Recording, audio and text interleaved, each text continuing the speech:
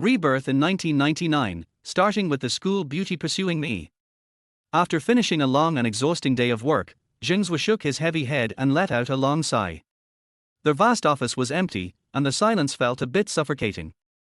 The plaza music downstairs, the sound of a square dance, started playing at just the right moment. It was well past working hours, and Zheng Zuo lit a white sand cigarette for himself.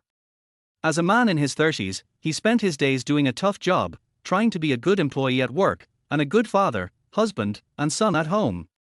But at this moment, all he wanted was to sit back, listen to the plaza dance music below, and quietly smoke a cigarette. Beyond the mundane concerns of his life, there was only the cigarette and the music.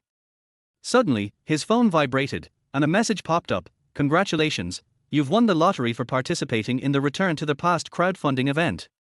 You will be eligible to return to the past. To confirm, reply with 1." Zheng Zuo smiled bitterly. Over the years, he had won his fair share of prizes: laptops, iPhones, cars, houses. But if you took them seriously, you would be a fool. This age was full of tricks. He didn't care anymore. His bank account was empty, and the last bit of money in his WeChat had also gone into that obviously fraudulent crowdfunding. Even if it was a scam, there was no way they could take any more from him. So, Zheng Zuo quickly replied with 1. A minute later, his phone screen flashed, and a setup interface appeared. Please select your rebirth mode. Press 1 to start a new life, or press 2 to relive old dreams. A very mechanical but melodious female voice came from the phone. Zheng Zuo thought for a moment and pressed 2. The phone screen displayed a progress bar, slowly moving forward. Zheng Zuo stared at the screen and thought, wow, this game interface is quite well done. Suddenly, there was a flicker in front of him, the ceiling lights went out, and even the computer that had been running shut down. Zheng Zuo looked outside in confusion. There was a power outage. As his eyes adjusted to the darkness, Zheng Zuo extinguished his cigarette and was about to head home when his phone suddenly emitted a blinding light. A milky white beam shot toward him, slowly enveloping him. Zheng Zuo's eyes widened, and his first thought was, damn it, my phone is infected with a virus. Just as his body was completely covered by the light, a violent electric shock suddenly hit his brain. Zheng Zuo's body twitched uncontrollably, his brain went blank, and his muscles felt as if they were being shredded by a meat grinder. The pain was so intense that his mouth opened, but no sound came out. Is this damn phone virus attacking me? Zheng Zuo's final thought before he lost consciousness. He didn't know how long he had been unconscious. Was it a minute? Or 10 years? Zheng Zuo remained in a state of coma, sometimes feeling excruciating pain, sometimes feeling warm as if sunbathing in the middle of winter. Gradually, his consciousness began to return. His head still felt heavy, as if a huge iron ball was pressing down on it. His arms and legs seemed unresponsive, and the blurry world in front of him slowly became clearer, though it remained a pale, white landscape. Zuo, wake up. It's already noon. A familiar voice echoed in his ears. Zheng Zuo turned his head toward the voice and, to his shock, saw the person standing in front of him. He immediately sprang up from the bed. Without having time to put on his slippers, he stepped barefoot onto the floor and tightly grabbed the person in front of him, shouting loudly, "What the hell? Is that you, Wei Shuai?" The person in front of him was none other than Wei Shuai, his college roommate who used to sleep in the bunk beneath his. Moreover, Wei Shuai was in his teenage years, still wearing the khaki-colored jacket from Benny Liu. Zheng Zuo could hardly believe his eyes. He was so stunned that he couldn't close his mouth for a long time. Wei Shuai looked at Zheng Zuo in confusion and touched his forehead. Zuo, what's wrong? Are you okay? Zheng Zuo stared at him wide-eyed for half a minute, then slowly let go of Wei Shuai and sat down on his bed, utterly defeated. He looked around, realizing that he was in his college dormitory again. He buried his head in his hands and thought, I'm done for, I've really time-traveled. What should I do? My wife and kids are still back there. Shuai, do you have any cigarettes? Zheng Zuo weakly asked, lifting his head. Wei Shuai took out a crumpled pack of white sands from his pocket, handed Zheng Zuo a cigarette, and lit one for himself. Zheng Zuo took a deep drag and asked, what year is it? What year? Wei Shuai looked puzzled. I mean, what year is it in the Gregorian calendar? Zheng Zuo asked loudly, his emotions starting to unravel. It's 1999. Zuo, what's wrong with you? Wei Shuai asked, concerned, not noticing how agitated Zheng Zuo had become. 1999. I can't believe it. Zheng Zuo shot up from the bed, shouting, 1999. Beijing has T even hosted the Olympics yet? The US president is still Clinton. The RMB to USD exchange rate is still 8:1. Can I still apply for a 6-digit QQ number? What SQQ? Wei Shuai was left completely confused, starting to regret bringing Zheng Zuo to meet his old acquaintance yesterday. Wei Shuai and Zheng Zuo came from the same small town. Though they hadn't known each other before, they became close friends after sharing a dorm in college. Yesterday, a senior from their hometown had invited them to dinner, and they had both drunk a fair amount of alcohol. Little did Wei Shuai know, Zheng Zuo was still affected by the alcohol, acting abnormally. Zheng Zuo looked at Wei Shuai's confused face and thought, "You, my friend, probably used QQ to harass so many innocent girls in the past, and now you're asking me what QQ is." After recalling their early experiences with the internet, Zheng Zuo realized that he and Wei Shuai were among the first to use QQ. But it wasn't until the end of 1999 that the first internet cafe opened behind their school, where they started learning to type, chat on QQ, and meet people online. The current weather clearly suggested it was still summer, meaning he had just entered college. It's a powerful social software for computers. I'll take you to try it out sometime, Zheng Zuo shook his head and briefly replied.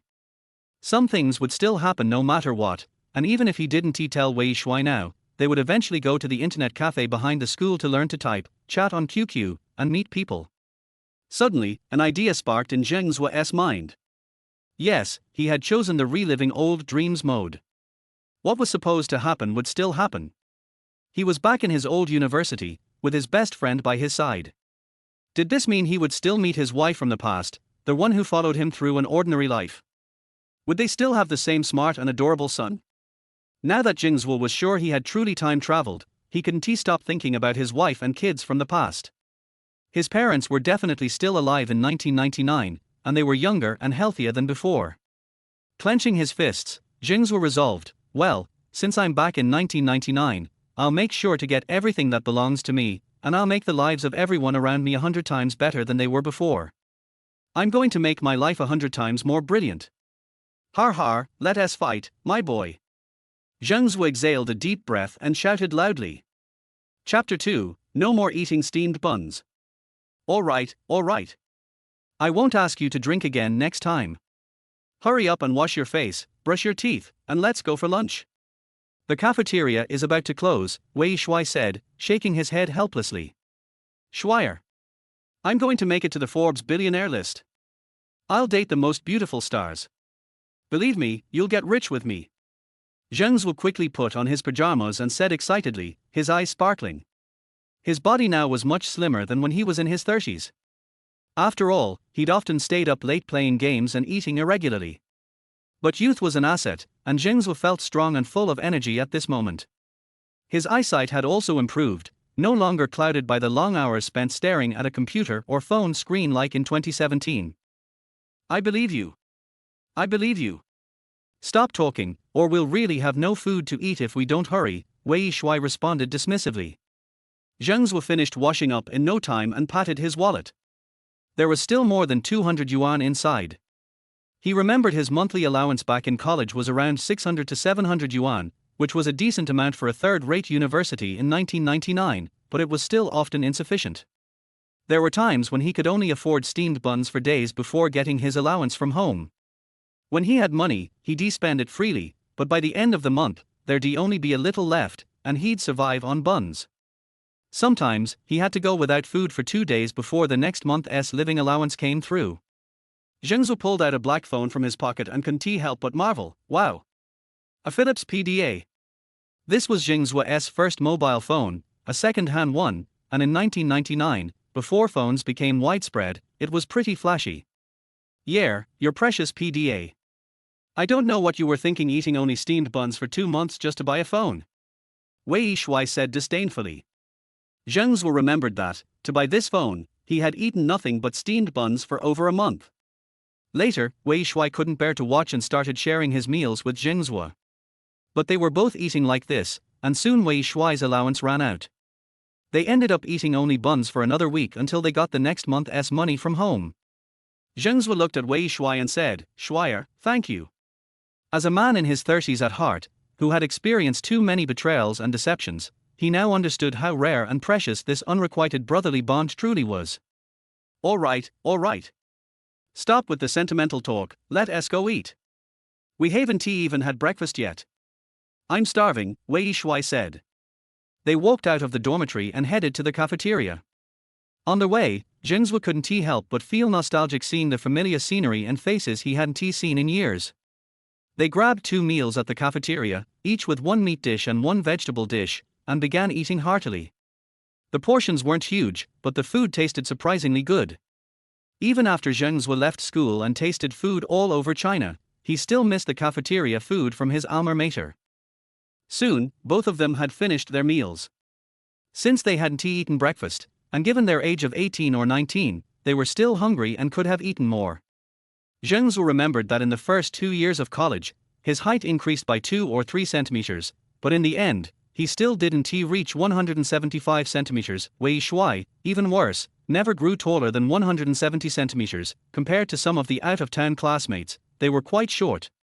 Zheng Zuo always loved basketball, and as an amateur player, he could beat anyone under 175 centimeters, but when facing someone over 180 centimeters, he was at a disadvantage.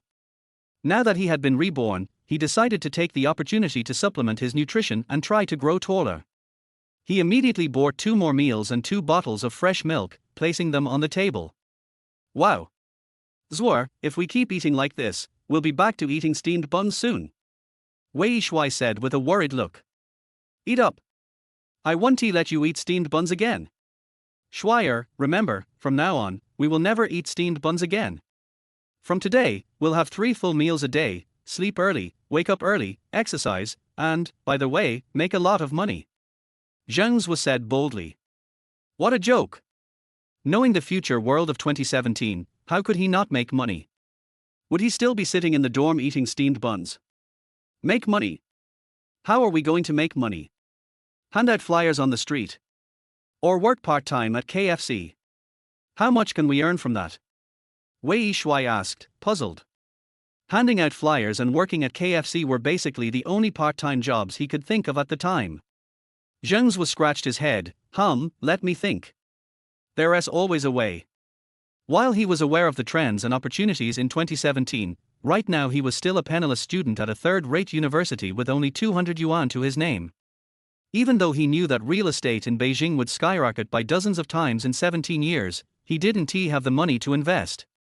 How could he get his first pot of gold quickly? Once he had funds, Zheng Zuo was confident he could make wealth beyond what he had ever imagined in his past life. They kept eating until they were both too full to continue. Wei Shuai rubbed his bloated stomach and asked, Are you going to class this afternoon? I'm not going. You go. Help me mark my attendance. I have some things to take care of, Zheng Zuo replied after thinking for a moment. Looking back on his college life, Zheng Zuo felt he didn't learn much professional knowledge, and after graduation, he didn't really use what he had learned. However, the habit of spending time in the library had given him a solid foundation in reading. In his past life, after graduation, he first found a job at a magazine, then moved south to a city called Deep Blue to work as an advertising copywriter. Later, his family arranged for him to work at a state-owned enterprise in a small county, and he spent more than 10 years there, drifting aimlessly, wasting his youth. Wei Shuai, on the other hand, did well in his field. After graduation, he went to a design company, starting as a simple designer and working late every night until he became the chief designer of the company, with an annual salary of 200,000 to 300,000 yuan. However, he also had a mortgage and car loan, so life was still quite tight. Zheng Zuo thought that the habit of spending time in the library was worth keeping, but as for the professional courses, it was time to focus on making money first. In another 2 years, universities would expand enrollment, and the market would be flooded with graduates. What was lacking was talented, innovative entrepreneurs. With the advantage of foresight from 2017, Zheng Zuo had plenty of opportunities to start a business. At the cafeteria door, Zheng Zuo and Wei Shuai parted ways. Zheng Zuo chose a tree-lined path leading to the back hill of the university. This was a forestry school, and the campus was lush with trees. The years of growth had made the branches of the trees stretch out over the school roads, casting a cool shadow, and the phone booths were placed regularly under the trees along both sides of the path. Seeing the phone booths, Zheng Zuo remembered he should call home. He took out his Philips PDA and dialed his home phone. The phone rang for a long time but no one answered, making him feel a little disoriented and worried. Then he realized that his parents were probably at work, so he dialed his father's cell phone. Zuo? What's up? The familiar voice of his father came through the phone, almost making Zheng Zuo cry. It's nothing, Dad. I just wanted to call home. Is everything okay with you and Mom? Zheng Zuo's voice wavered a little. Thank goodness, after the rebirth, his parents were still around. We're fine. You don't need to worry about us. Take care of yourself out there. Are you getting used to the food at school? Are you coming home for the National Day holiday? His father asked. I'm fine, Dad. I won't be coming back for National Day. You and Mom take care of yourselves. I'm hanging up now. Okay. Do you have enough money? Is your living allowance enough? If it's not, I'll send you some more. His father asked. Dad, don't worry. I still have money, and school is not that expensive. Zheng Zuo reassured him. Okay then. Let us hang up.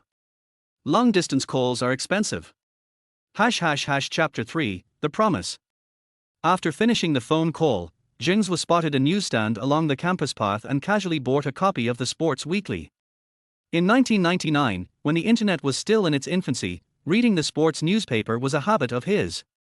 Opening the paper, the front page featured an article about Yang Chen. By 1999, Yang Chen had already scored 7 goals in the Bundesliga, making him the top scorer for his club, Eintracht Frankfurt. Zheng Zuo had been a huge fan of Yang Chen in his past life and would always sit by the TV to cheer him on whenever his games were broadcasted. He found a quiet stone bench along the path, sat down, and began reading the newspaper with relish. It had been years since he had read a paper like this. In a world overwhelmed with internet information, physical newspapers were a rarity. Zheng Zuo read attentively, immersing himself in his surroundings, as he adapted to this reborn world. The article about Yang Chen mentioned Frankfurt's fight for relegation and the possibility of his transfer. Relegation.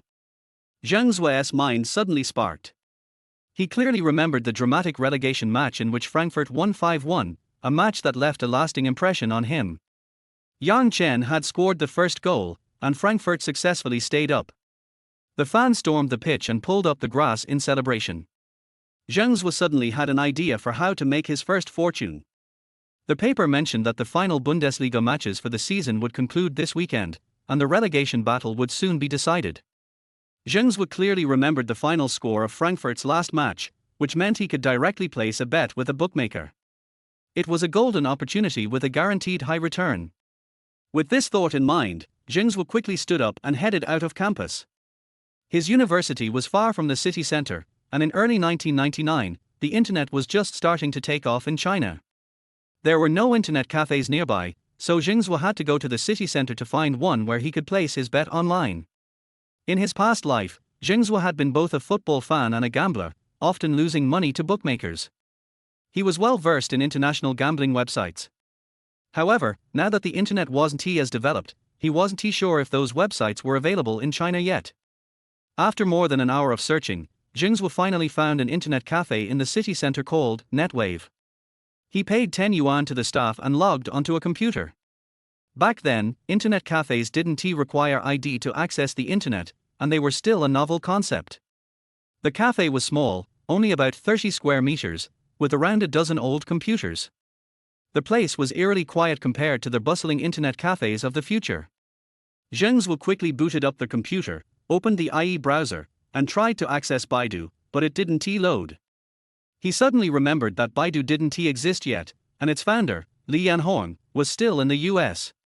He shook his head and opened Google instead, beginning to search for gambling websites from his memory. At this time, many international websites didn't yet have Chinese versions, and most didn't support payments in RMB. After some effort, Zheng Zuo finally found one that had entered the Chinese market and registered on it. The betting interface was simple, with just a few types of bets available: handicap betting, European odds, and score predictions. The odds for Frankfurt winning 5-1 were a huge 1:101. This meant if Zheng Zuo bet 100 yuan, he would win over 10,000 yuan. Seeing these odds, Zheng Zuo smiled. This time, the bookmakers were going to lose. In his past life, they had made a lot of money off him, but now it was time for him to make his fortune. He looked through the betting rules, checking deposit and withdrawal methods. The process was similar to what he had experienced before, though at this point, only the Industrial and Commercial Bank of China offered online banking in China. Seeing that everything was ready, Zheng Zuo logged off and left the cafe. He went straight to a nearby ICBC branch. The branch was small, with only 3 or 4 counters. Zheng Zuo casually walked up to one of them, filled out the forms, and handed them in. The bank teller was a young woman in her 20s with long hair loosely tied back. Some of her dyed strands hung casually down to her pointed nose, and her red lips made Zheng Zuo momentarily forget himself. Her tight-fitting bank uniform accentuated her curves, giving her a professional yet alluring appearance. Zheng Zuo, his vision restored to 1.5 after his rebirth, couldn't help but stare at her. He read her name tag, which said Xia Ran.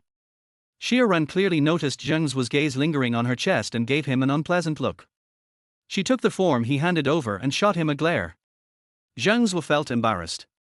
It had been a long time since he had acted this way. Maybe it was because his body was still that of a young man, and his reaction to beautiful women was a bit too strong. Xia Ran soon finished processing his account and handed him the documents along with his new bank card. "Hey, do you have any free time tonight?" Zheng Zuo blurted out without thinking. Xia Ran shot him a cold glance. "Sorry, I'm busy." "When will you be free then?" The rejection sparked something in Zheng Zuo, and he decided to push his luck. Xia Ran raised an eyebrow and looked at him. "I'm never free. You're just a little kid, not even studying well, and you're trying to flirt with girls. Go back to your school." Zheng Zuo, not willing to give up, retorted, "Hey, who are you calling a kid? What makes you think I'm small? All right, I'm not arguing with you anymore. When you have 1 million in your account, I'll go on a date with you." "Don't say I didn't give you a chance," Xia Ran said sharply. Zheng Zuo's eyes lit up. He knew that in 1999, 1 million yuan could buy 2 apartments in the 4th ring of Beijing. It was a huge amount at the time, and for most people, it would take years to accumulate. But Zheng Zuo planned to earn that million over the weekend. "Fine. But don't say I didn't warn you." Zheng Zuo replied confidently. Xia Ran didn't take him seriously. From her perspective, a university freshman wasn't going to make that kind of money anytime soon, let alone in a weekend.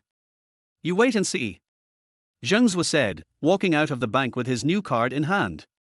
"Xia, you sure are popular.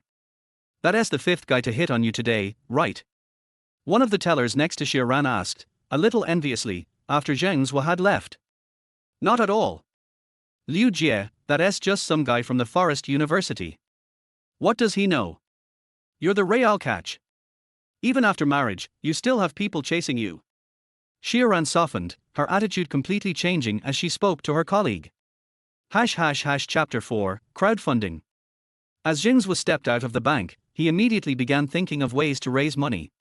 He had just deposited the 200 yuan he had left into his new bank account, but it was far too little. Even if he placed a bet on the score prediction with 100 times the odds, he would only win about 20,000 yuan.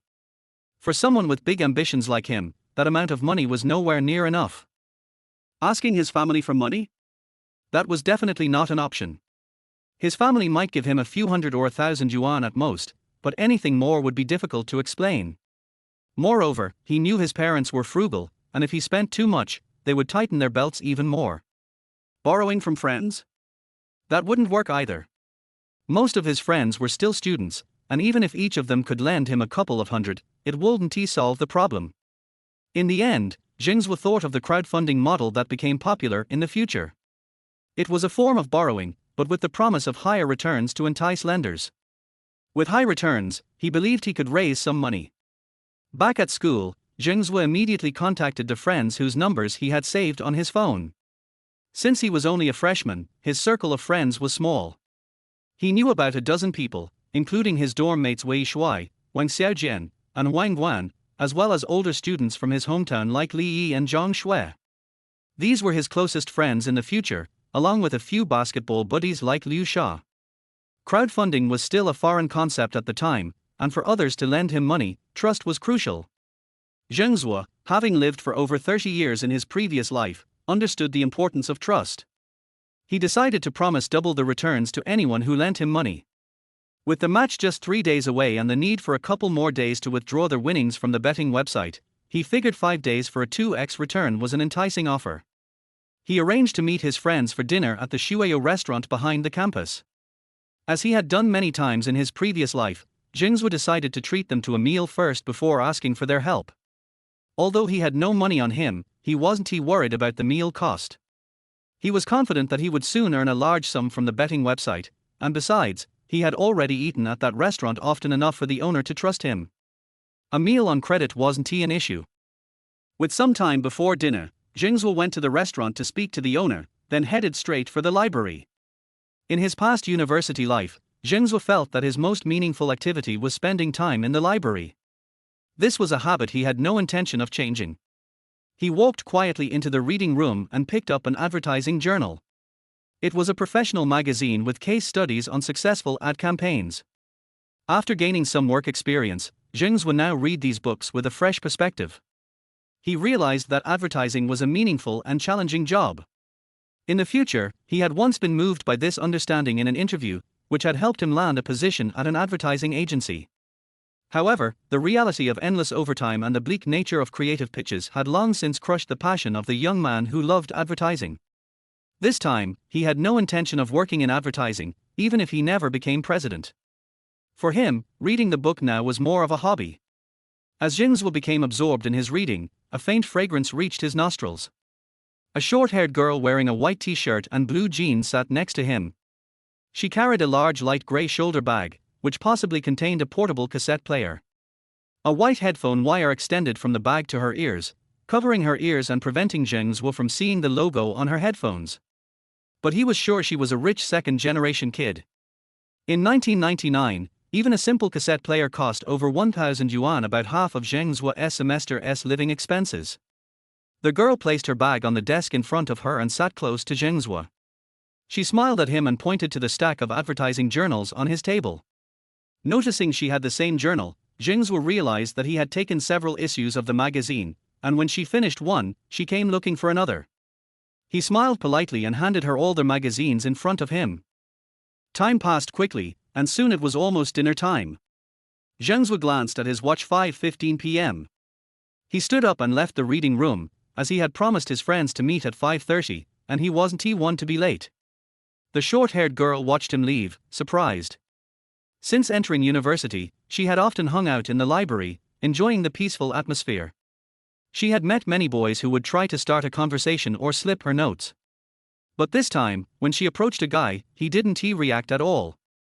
Zheng Zuo arrived at Shueyo restaurant before his friends and went to the counter to pick up a pack of Fulongwan cigarettes. He handed one to the owner, saying, "Old Shu, I'll settle the bill in a few days. Make sure you give me a good portion tonight. I've called for more than 10 people." Old Shu nodded. "Don't worry, Zheng Zuo, we're friends." Just as Zheng Zuo was chatting with Old Shu, a loud laugh rang out at the restaurant door. "What the hell, Zuo what's with the big setup?" It was his old friends, Li Yi and Zhang Shui. Li Yi had been one of Zheng Zuo's closest friends in his past life.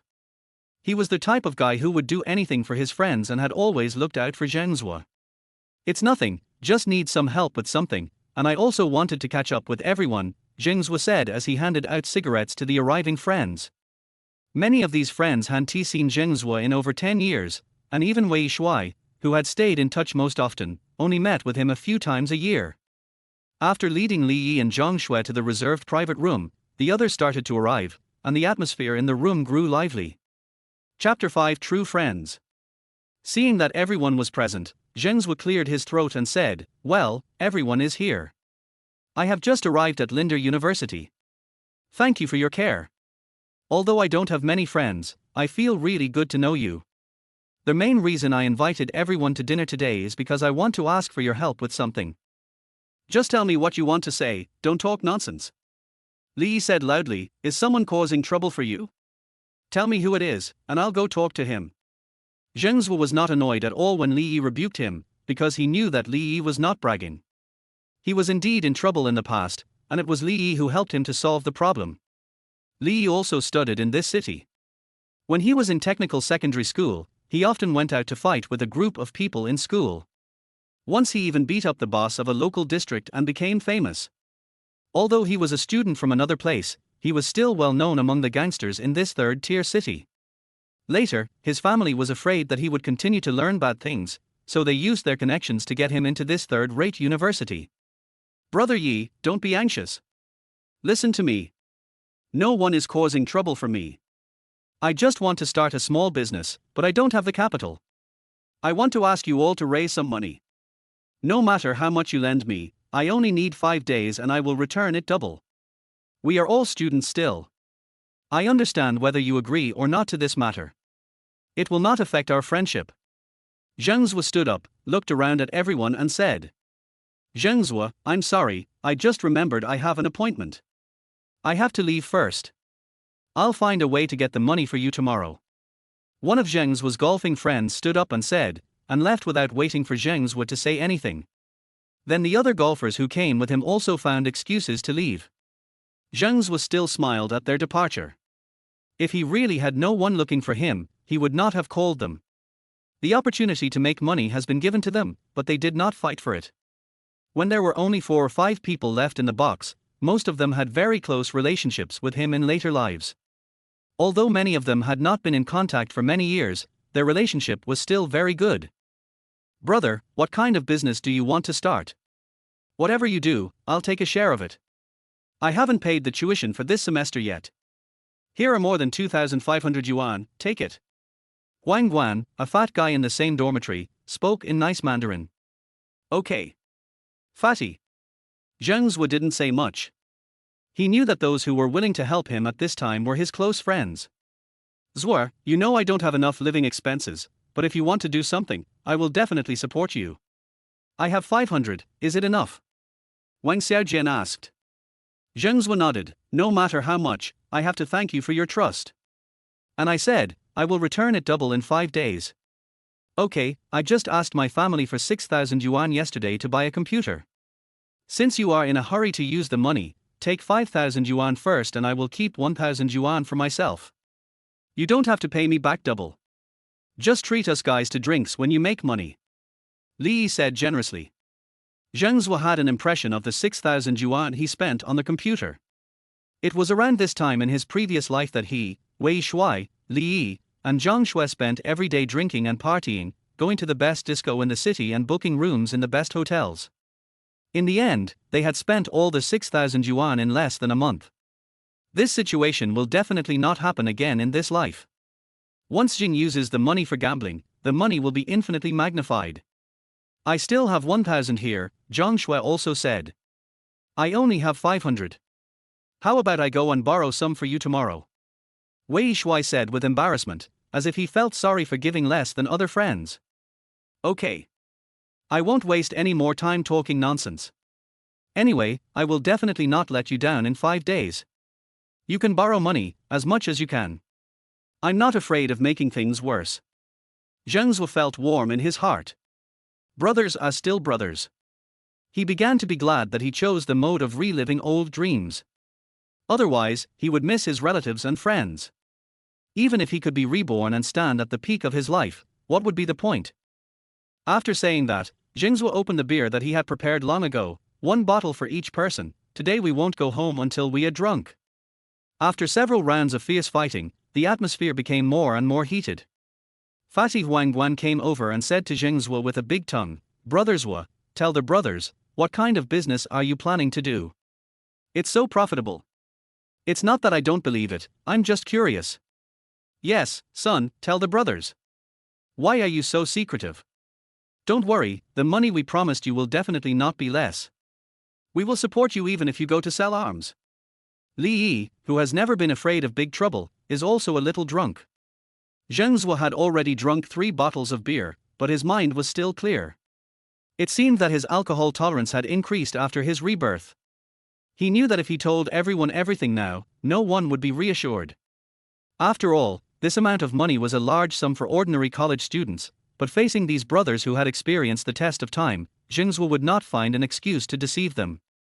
Zheng Zuo lit a cigarette for himself, then looked at all his friends with a sincere face and said, "I'm sorry, I can't tell you now. What I can say now is that I am 90% sure that I can make money. If you insist on me telling you, then the day after tomorrow night, we will meet again, and then I will tell you everything in detail." "Okay. Zuo won't tell you. He may have his own reasons. Let's wait until we get together the day after tomorrow. Come on, brothers, let's go." Wei Shuai stood up, adjusted his glasses on the bridge of his nose, and said, Come on. Let's drink one more."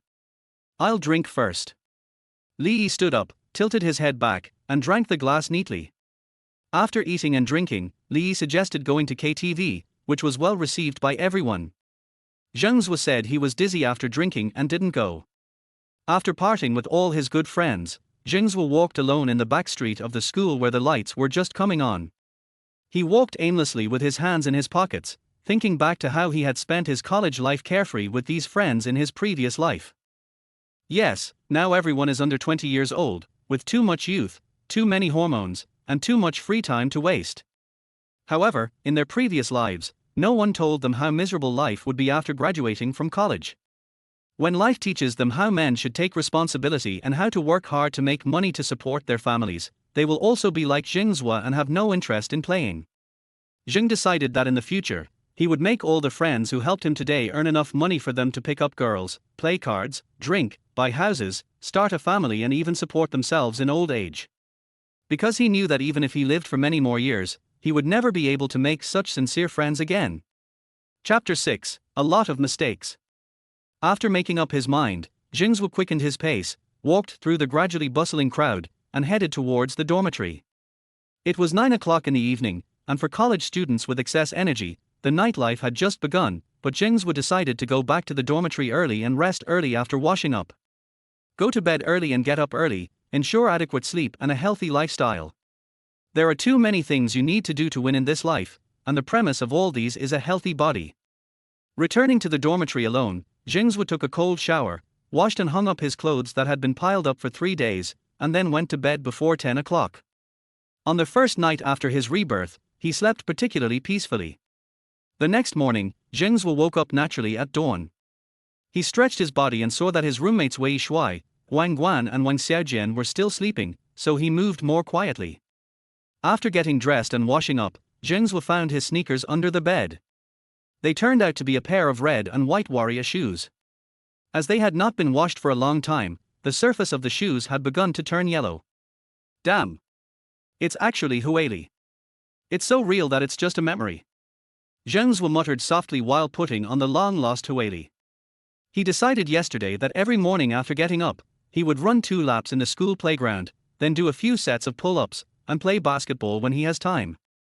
He should be taller than in his previous life, and he won't be in sub-health when he is in his 30s.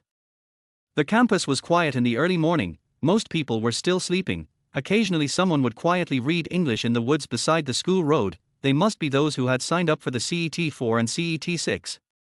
Zheng Zuo breathed in the unpolluted air and ran towards the school playground with brisk steps. Arriving at the playground, the sky was already much brighter, and the bright red morning glow in the east indicated that today would be another sunny day. There were few people on the huge playground, and 2s and 3s were jogging in the morning. In the sand pit in the distance, 7 or 8 sports students were practicing long jump. Zheng Zuo ran slowly along the track, and suddenly a familiar fragrance came from behind. Zheng Zuo slowed down his pace and looked back. It was the short-haired girl he met in the library yesterday. The girl's facial features were very delicate. Her big, clear eyes were as deep as a pool of water. Her short hair just reached her shoulders and fluttered in the morning breeze. A set of red and white Adidas sportswear could not hide her graceful figure. On her feet were a pair of red and white Adidas running shoes, spotless. The girl saw Zheng Zuo turn around and recognized him, with a slightly surprised expression. Zheng Zuo politely slowed down his pace and smiled at her. What a coincidence. The girl nodded, shyly quickened her pace, overtook Zheng Zuo and ran forward. Zheng Zuo shrugged and did not speed up to catch up. There were still many things to do. In this poor situation, he would definitely not chase after girls. Moreover, the person he would marry in the future would definitely be his wife in his previous life, so he did not want to take the initiative to cause too many love debts. He knew the truth that it is the most difficult to accept the favor of a beautiful woman. It's just that Zheng Zuo was a little curious. In his previous life, he didn't know that there were such beautiful, rich and white girls in the school. You know, Zheng Zuo and Huang Guan didn't have girlfriends back then. The two of them ran to the student union and secretly copied the information of thousands of girls in the school, including their headshots, dormitories, dormitory phone numbers and even home addresses. There is always a loophole. Zheng Zuo sighed. Zheng Zuo ran 2 laps on the track and sweated slightly. At the age of 19, his body was still very good. Without blushing or panting, he ran to do a few sets of pull-ups and stopped only when he was sweating profusely. He walked slowly to the cafeteria next to the playground. There was still more than an hour before the first class, and the cafeteria had just opened. Several chefs were carrying large baskets of meat buns. The steaming buns made Zheng Zuo's appetite increase immediately. "Master! Give me 3 meat buns, an egg, a bowl of porridge, and a bottle of milk." Zheng Zuo shouted loudly. "Well, young man, you have a good appetite," said a fat chef with a smile. "It's okay. Make sure to eat a full breakfast." Zheng Zuo replied with a smile. "The total amount is $5. Young man, are you going to pay by card or cash?" The fat chef handed out the breakfast made by Zheng and asked. Zheng Zuo was stunned, and the feeling of being in another world came back. "Swipe the card." "Swipe what card?" After more than 10 seconds, he realized that he almost forgot that you need to swipe the meal card to eat in the cafeteria. If that doesn't work, you can also pay in cash. Zheng Zuo went out for a run today and didn't bring anything with him. He thought, "It's over, this is so embarrassing. There is no Alipay in this era, and even if I want to swipe my face, I don't have the technology. Use mine." A short-haired girl in sportswear came to Zheng Zuo's side at some point and neatly inserted her meal card into the card reader. The fat chef looked at Zheng Zuo in confusion, then quickly swiped the card. The short-haired girl didn't say much, picked up her meal card, turned around and walked towards the dining table. The fat chef asked Zheng Zuo with a sly smile, "Your girlfriend? She's pretty. She's a good guy." Zheng Zuo awkwardly took his breakfast, scratched the back of his head, looked at the girl's back who was still not far away and replied, That is not my girlfriend, but a classmate." After that, he took his breakfast and walked quickly towards the short-haired girl. Men can't eat for free, and they can't eat soft rice, even if it's a beautiful woman. "Classmate. Thank you. You are from that branch, I will return the money to you tomorrow." Zheng Zuo sat opposite the short-haired girl, took a big bite of the bun, and asked incoherently, "No. Thanks." The short-haired girl glanced at Zheng Zuo, then quickly lowered her head, hurriedly ate 2 bites of her breakfast, stood up in a hurry, turned around and left. Zheng Zuo stared blankly at the short-haired girl's departing back. Damn. Do I look so scary? After chewing his breakfast slowly and cleaning up, Zheng Zuo walked back to the dormitory slowly. At this time, Wei Shuai and the other 3 were still sleeping, and it was unknown what time they stayed up last night. Zheng Zuo didn't wake them up. He took a quick shower and changed into a set of clothes. When he came out of the bathroom, Wei Shuai had already gotten up, yawning as he pulled out a cloth bag from under his pillow. "Zuo, this is the money everyone helped you collect yesterday, a total of 7,000 yuan, count it." Zheng Zuo took the stack of money that Wei Shuai handed over from the cloth bag and said, "All right, what's the good thing? You don't trust your own brothers. I went out to do some work this morning. I asked you to cover for me." Chapter 7 Risking Life. "Zuo, do you want me to go with you? Is it safe for you to carry so much money on you alone?" Wei Shuai knew that he might go to make that deal, and said with concern, "It's okay, don't worry. The trading partners I choose all have international credibility." Zheng Zuo patted Wei Shuai's shoulder and comforted him. "Okay then. Be careful." Seeing Zheng's confident look, Wei Shuai felt relieved. Zheng Zuo casually picked up his army green shoulder bag, put the money into it, then carefully zipped it up, waved to Wei Shuai, and walked out of the dormitory. To gamble, you need to deposit money into the bank first, then transfer it to your gambling account through online banking, and then you can place your bets. The Frankfurt match is tomorrow, and Zheng wants to place his bet today. Because, for some sensitive matches, the odds will fluctuate drastically, and even if the bookmaker finds that a match may be fixed, they will close the betting in advance or open the odds to an incredible level. Zheng Zuo had just walked to the school gate and was about to take a bus to the city center when his cell phone suddenly rang. Zheng Zuo took out his cell phone and saw that it was a call from Liu Sha, so he pressed the answer button. "Hello, Liu Sha." Yesterday, Liu Sha, like several other teammates, left without having dinner. Although Zheng Zuo didn't take it to heart, he silently classified him as someone he couldn't have close friendship with. "Zheng Zuo, I went to your dormitory to look for you early in the morning, but they said you had already gone out.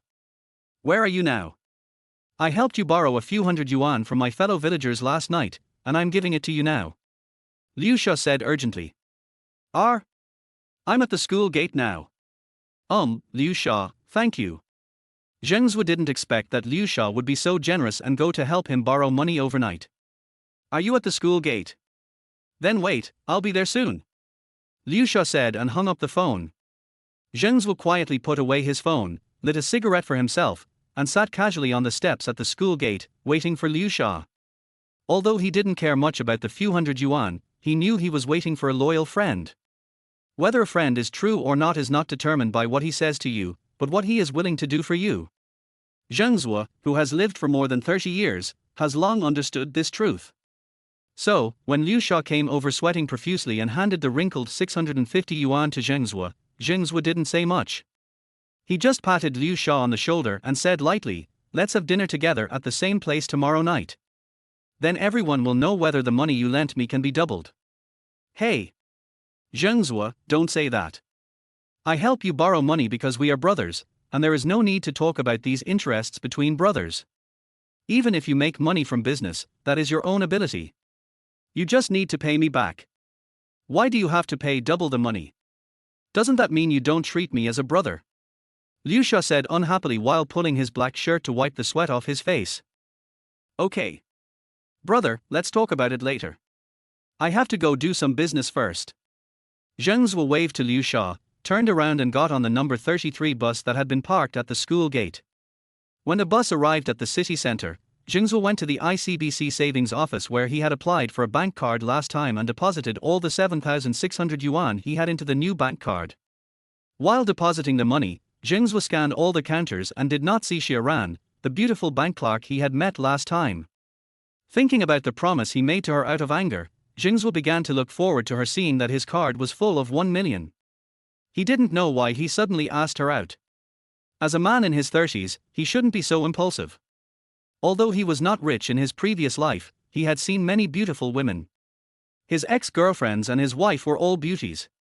He should not be so impulsive. Thinking that there was only 7,000 yuan in my card, and according to the current odds, I still couldn't win 1 million. I touched the phone in my pocket and thought, forget it. I might as well pawn it. So, according to his memory of his previous life, Zheng Zuo came to the mobile phone street in this city and pawned his Philips Palm Mini in exchange for 500 yuan. Then he went to the bank and deposited the 500 yuan. After that, he rushed to the internet cafe called Wangchao. After paying a deposit of 10 yuan, the network administrator assigned him a machine, and then he went back to play his own games. Zheng Zuo came to the machine designated by the network administrator, turned on the computer, entered the gambling website he had found last time, entered his registered account to log in, and then started to transfer money into it. Because online banking in China is just starting out, payments are not made with things like U-Shields, but with a thin card called an electronic password card. Zheng followed the payment prompts on their website, entered the corresponding numbers on the electronic password card, and successfully completed the payment. The balance of Zheng's account on the gambling website showed as 8,000 yuan. Everything is ready, only the east wind is missing. Zheng Zuo took out a cigarette from his pocket, lit it for himself, and took a deep puff. This is not gambling, this is risking one's life. If he loses this time, he really doesn't know where to get so much money to pay back his friends. If the result of the current game deviates from that of the previous life, then he is really finished. Half a minute later, Zheng Zuo resolutely opened the Frankfurt match betting plate and chose Frankfurt's 5-1 win in the scoreboard. Zheng Zuo found that the odds at this time had risen to 1-103. Zheng Zuo entered 8,000 yuan in the betting column without hesitation. After making sure that the bet had been placed successfully, Zheng breathed a long sigh of relief, quickly closed the website, and logged off. By the time Zheng Zuo returned to school, it was already afternoon. He had gotten up early in the morning and had been busy betting non-stop since getting up, so he felt a little tired. So he went back to the dormitory and started to catch up on his sleep. 18 or 19 years old is still a very sleepy age. Although he invested all his borrowed assets in the gambling website, Zheng Zuo soon fell into a dream. Keep your energy. Tonight, no matter whether the result of the game is the same as in the previous life, it will probably be difficult to fall asleep at night. When Wei Shuai and the others returned to the dormitory after class, Zheng Zuo woke up slowly. He ran to the bathroom to wash his face with cold water and quickly became energetic. "Brother, is everything going well?" Fatih Huangguan asked with concern. Zheng Zuo nodded. "Okay, let's wait for the money to be divided tomorrow," Zheng Zuo said confidently. Chapter 8 Mission Impossible. There shouldn't be any problem, right? What kind of business is this? I'm really curious. Fatih Huangguan took out a pack of Jinxing cigarettes from his pocket and gave one to each person in the dormitory. Huangguan didn't smoke when he first came to college, but when he started military training, he fell in love with a girl from the next class.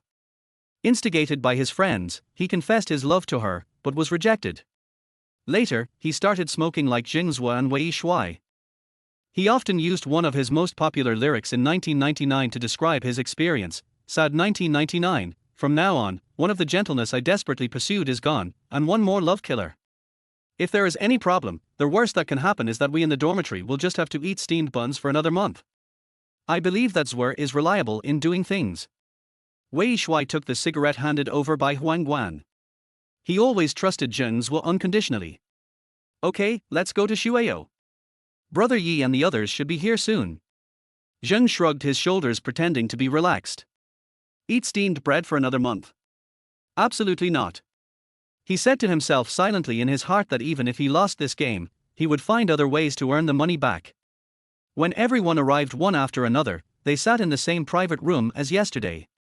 Compared with yesterday's drinking, there was also an additional liu sha. The table of food and wine was similar to yesterday's, and everyone ate absent-mindedly, not knowing what Zheng Zuo was up to. Li Yi couldn't help it at last. "Zuo, what kind of business are you doing? You took out the money, but I didn't see you buy anything. I'm not urging you to pay me back. If you've been cheated or lost money, you can pay me back anytime you have the money. I'm just worried that you've been cheated." Li Yi was the one who contributed the most money in this small-scale crowdfunding, contributing 5,000 yuan alone. Moreover, Zheng Zuo knew that this was what he really thought. As brothers for more than 10 years in the previous life, he knew his character too well. It's like this. I told you not to worry. I still say that I'm 90% sure I can make a lot of money. I took everyone's money, and I also pawned my own cell phone. I used it for gambling. Zheng Zuo spoke the truth in a steady voice. He knew that if he didn't say it, no one would be in the mood to drink today. Gambling? What is it for? Everyone had a lot of question marks in their heads. Let me tell you briefly. A brother of mine received inside information from a gambling company. The score of Frankfurt's relegation battle today will be 5-1. So, I found a gambling company and bought a 5-1 score. If today's game has this score, then we will all get rich. Zheng explained. Hearing what Zheng Zuo said, the friends were stunned. Betting on football. So much money was bet at once, and the score was 5-1. Although none of the people present had ever been involved in gambling, they all watched football. Frankfurt beat Kaiserslautern by 4 goals. To paraphrase the name of a popular movie, it was Mission Impossible. Zuo, is your friend reliable? He wouldn't lie to you, right? Li thought for a moment and asked. He felt that Zheng Zuo must have his reasons, otherwise he wouldn't take such a risk. It's reliable. Don't worry, brothers. Since it's inside information and the game is manipulated, the result must be incredible. Only gambling companies can make money. Zheng Zuo answered confidently. There was no other way, he could only explain it to everyone like this. He couldn't tell everyone that he was reborn from 2016, and not only did he know the result of this game, he also knew what everyone would be like 17 years later. This would be even more unacceptable. Zheng Zuo raised his arm and looked at his watch. It was already 7:30 in the evening, only half an hour before the game started. The organizers knew that Yang Chen was very popular in China, so they moved the game time forward to cater to the Chinese audience. This is rare in the top 5 European leagues. Zheng Zuo turned on the TV in the box and tuned it to the sports channel, then said to everyone, "Let's watch the game together. Whether the news is true or not will be revealed soon." Then he ran out and said hello to the restaurant owner, saying that he would watch the game in the private room and might have to eat for a while. The restaurant owner, Lao Shu, was not surprised. At that time, there were no TVs in the student dormitories, and students often ate at his restaurant to watch the game. Sometimes they would eat until midnight. The TV was still playing commercials, and Zheng Zuo ran to the restaurant owner to get 2 decks of cards. He asked the waiter to come over and clean up a coffee table. "Come on. The game hasn't started yet, let's play poker for a while. There are so many of us, let's play poker together." Zheng Zuo smiled and invited everyone to sit over. Li was the first to respond, "Okay. Okay. We're free anyway, and it's a rare opportunity for us to get together today." Zhang Wen, Wei Shuai and others also came over to sit down. Only Liu Sha remained sitting there without moving. "You guys can play. I'll just watch TV for a while. Don't bet too much. The maximum is 10 yuan. Li greeted enthusiastically. Zheng Zuo noticed that Liu Sha's expression was a little unnatural and knew that it might be because he had given all his money to him and was left with no money. So he said, "I guess everyone is probably the same as me, with no money on us. But it doesn't matter, let's play for a while, and don't count the money. There is also wine here, and the losers can drink." Zheng's proposal was well received by everyone, and all 7 of them gathered around and started playing poker. After a few rounds, the fat man Wang Guan was the worst off, having been fed more than a dozen glasses of beer. His face was red, and he shouted loudly, "Damn it! I can't do it anymore. Hey, the game has started. Let's watch the game. Damn it, fatty, don't even think about escaping." Li was in high spirits and refused to give in. There were no goals in the first 20 minutes. Yang Chen scored the first goal for Frankfurt in the 25th minute. Kaiserslautern scored a goal before the end of the first half, 1-1. In the second half, we had to wait until the last 20 minutes to score a goal. By then, Frankfurt scored 3 goals in 10 minutes and another goal a few minutes before the end of the game. The result was 5-1. Zheng Zuo had also been forced to drink a few glasses of wine just now. With a red face, he told the process of this game in his previous life. "Oh my god, is that right? Brother Zuo." After listening to Zheng Zuo's clear and concise words, everyone began to think that one should have a rough idea before going to gamble, so they felt relieved a lot. As expected, there were no goals in the first 20 minutes of the game. When the game was going on for 23 minutes, no one was in the mood to play cards anymore. They all found their seats and stared at the TV. Chapter 9, Same. Frankfurt, wearing red jerseys, made a long diagonal pass into the penalty area. Yang Chen, wearing number 21 jersey, did not have time to stop the ball in the small penalty area. He shot the ball and it went into the net, 1 o'clock. The emotions that had been suppressed for a long time were released at once, and they shouted loudly, and their violent sound waves almost overturned the entire restaurant. As Zheng Zuo said, Yang Chen scored the first goal in about 25 minutes. At this time, everyone unconsciously looked at Zheng Zuo and began to believe that Zheng Zuo really had inside information about the match fixing. Zheng Zuo took out a cigarette and gave one to everyone, then smiled happily and said nothing. In fact, he was already very happy in his heart. This was the first time he used the advantage of Rebirth to prove that the world was still developing on the original track and nothing had changed. 10 minutes later, Kaiserslautern scored a goal, and the score was 1-1. The first half was drawing to a close. Everyone had completely believed in Zheng Zuo. They all looked at Zheng Zuo with admiration. This was the top 5 leagues. Who could control the games in the top 5 leagues? Not only the results, but also the process was exactly the same as Zheng Zuo said. And Zheng Zuo actually knew such a person. Does that mean that in the future, as long as everyone tied up with Zheng Zuo, they would win endless money? Just as everyone was immersed in shock, Li stood up as if he had been electrocuted and was about to run outside. Zhang Shui grabbed him and asked, "Yeah, where are you going?" "I'm going to go get some fucking money. Before the second half starts, I'm going to get some money and invest it." Li shouted with gritted teeth. "It's too late, brother Yi. The banks are closed now. Even if you can borrow money, there is no way to settle the account. Zheng Zuo stood up and explained. Li Yi's action made everyone suddenly realize the truth. Everyone began to regret why they didn't borrow more money yesterday. What a good opportunity. No wonder Zheng Zuo vowed to everyone that he would pay back double. Seeing that everyone looked a little disappointed, Zheng Zuo patted Li Yi on the shoulder and said, "Don't worry, since we are brothers, I will definitely inform you if there is such an opportunity in the future. Then we will make a fortune together." As a veteran football fan, Zheng Zuo may not remember the results of every game, but he still remembers some of the results of major league relegation battles, championships, European Cups, and World Cups. Just these, he will definitely never be poor again in his life.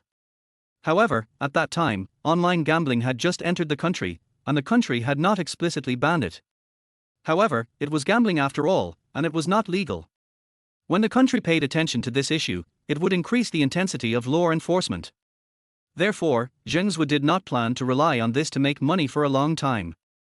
After he completed the accumulation of original capital, he would invest in more industries to develop the country through industry. After hearing what Zheng said, everyone was secretly delighted. If there really were inside stories in every game, it would be hard not to get rich. Just when everyone was excited, the second half of the game began. Time passed by, and everyone was praying silently. Suddenly, Kaiserslautern made a defensive counterattack, and their striker number 10 had a single-handed opportunity. Everyone stood up and screamed in horror. Kaiser's striker number 10 passed Frankfurt's last defender with a chic move and kicked the ball towards the goal. In a flash, Frankfurt's goalkeeper jumped high as if assisted by God and saved the ball from the bottom line. Everyone's hanging hearts were finally put down. If this ball went in, it would declare that Zheng's gambling plan had completely failed. Fortunately, the process of the game was still as Zheng predicted. In the last 20 minutes of the second half, Frankfurt scored 4 goals in a row and successfully avoided relegation with a score of 5-1. When the final whistle sounded, 6 pairs of eyes stared at Zheng Zuo at the same time, without saying anything or making any movements. Zheng Zuo scratched the back of his head and said with a smile, "Why are you looking at me like that? I won't run away. I will get the money back tomorrow, and everyone here will get a share. Money is a small matter. Do it. Are you sure there will be more opportunities like today?" Wei Shui asked the other people's thoughts. "Yes. Of course. I will inform everyone when the time comes. Why don't you believe me?" Zheng Zuo still said with a smile. This smile made the others present seem more and more mysterious.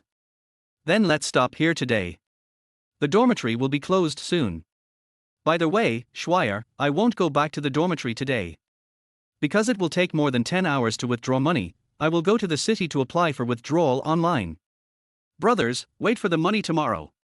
Zheng Zuo was also very happy at the moment. More than 800,000. He had lived for half of his life in his previous life, and he had never seen such a lot of money at one time. Moreover, this was just the beginning. "Zuo, with so much money, do you want us to go with you? If all the brothers go, we can take care of each other," Li said with concern. Although he didn't know how much money Zheng Zuo had won, he promised yesterday that everyone's borrowed money would be doubled, which was more than 10,000 yuan. For college students in 1999, this was definitely a huge sum of money. "Don't worry. There will be no danger. The websites I choose are all global companies with great credibility. After submitting the application, they will directly transfer my money to my bank account without cash." Zheng Zuo comforted. He didn't want to let his friends know about these things yet. After all, it was not something that could be seen in public. The fewer people who knew about it, the safer it would be. So, Zheng Zuo made an appointment with everyone to meet here tomorrow at noon to divide the money, and then walked out of the restaurant alone. When he left the restaurant, he did not forget to say hello to the boss. "I will come back to settle the bill tomorrow at noon." The restaurant owner was sitting in the lobby at the moment, flirting with the 2 waitresses, and waved at Zheng Zuo, which was considered as an agreement. Zheng Zuo smiled slightly and turned to walk towards the school gate. When he arrived at the school gate, there were no buses. In this remote suburb, if there was no university here, there might not be a bus line here. After 10 o'clock in the evening, there are basically no buses. Zheng Zuo got into a taxi directly, told the name of the internet cafe in the city center, and began to lean back in the taxi seat and close his eyes to rest. After the game started just now, although Zheng Zuo looked calm and composed, he was actually more nervous and excited than anyone else. Now that the result of the game was settled, the fatigue in his mind surged like a tide. Chapter 10, worth tens of millions. The taxi driver did not say much. He waited at the school gate for a long time. Finally, a customer came. Finally, he could return to the city with an empty taxi. He was more anxious to get to the city center than Zheng Zuo, because only there would be more customers. In less than 15 minutes, the taxi brought Zheng Zuo to the door of Wangchao Internet Cafe. After paying the bill, Zheng Zuo ran straight into the internet cafe, threw 10 yuan to the network administrator, and anxiously asked the administrator to help him turn on the computer.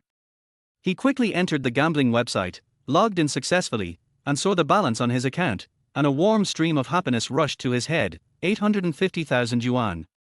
Zheng Zuo looked around cautiously. Today was the weekend, and the popularity of the internet cafe was much stronger than the previous 2 times. But no one paid attention to Zheng Zuo, and everyone was busy chatting on QQ. Zheng Zuo smiled slightly, and quickly clicked to enter the withdrawal page of the website, and then entered the withdrawal amount and the withdrawal bank card information. After filling in the information, Zheng Zuo lit up another cigarette, checked the bank card number in detail, and then entered the withdrawal amount, 850,000. The moment he clicked the confirm button, Zheng Zuo stopped again. There was still only more than 800,000 yuan.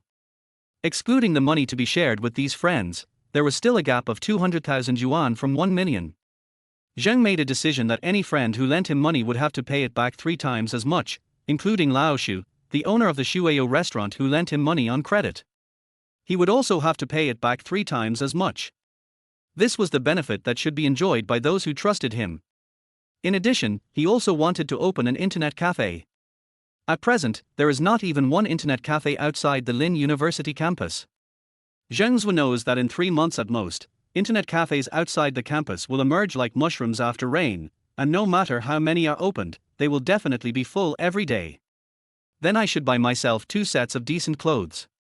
Although Zheng Zuo's clothes are not too bad among college students, as a man who has lived for more than 30 years, I still can't stand being too casual. Then I need to buy myself a mobile phone. Last time, I pawned my Philips Pocket Gamer to raise money. These actually don't cost much, 170,000 is enough. So Zheng entered 170,000 in the withdrawal column, and then clicked confirm. The system prompted, withdrawal application has been confirmed, and the funds will be credited to your account in 10 hours.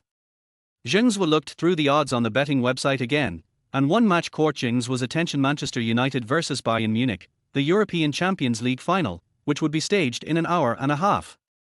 Zheng Zuo laughed out loud. Is this guy here to give money again? This match left a deep impression on Zheng Zuo. Manchester United fell behind for 85 minutes, but they scored 2 goals in the final moments, overtook the opponent 2-1, won the Champions League, and achieved the feat of winning the treble that season. Manchester United at that time also had Beckham, a handsome man, in the team. I checked my account balance, which was still 680,000, and looked at the odds for this game. Because it was the European Champions League final, the bookmaker offered various odds, including ordinary handicap, money line, half-time win or loss, which side scored first, etc. At present, the odds for Manchester United's 2-1 score were only 1-5, which was much lower than the high odds for the Frankfurt game. Zheng Zuo decided that since there was a live betting, he would just play slowly with them. So, he used all the 680,000 yuan in his account to bet on Bayern to score first. The odds were only 1 minute and 1.2 seconds, which means that he could only get back 22,000 yuan for every 10,000 yuan he bet. After that, Zheng Zuo went to the network administrator to add another 10 yuan and asked him to book the whole night. It has been many years since he booked a night in an internet cafe. As the game had not started yet, Zheng closed the gambling website, then grabbed a sofa, stretched out his legs, and closed his eyes to rest. Half an hour later, Bayern scored the first goal. Because the bet was on who would score first, the website had already completed the settlement not long after Bayern scored. At this time, the balance of Zheng's account became more than 1.3 million.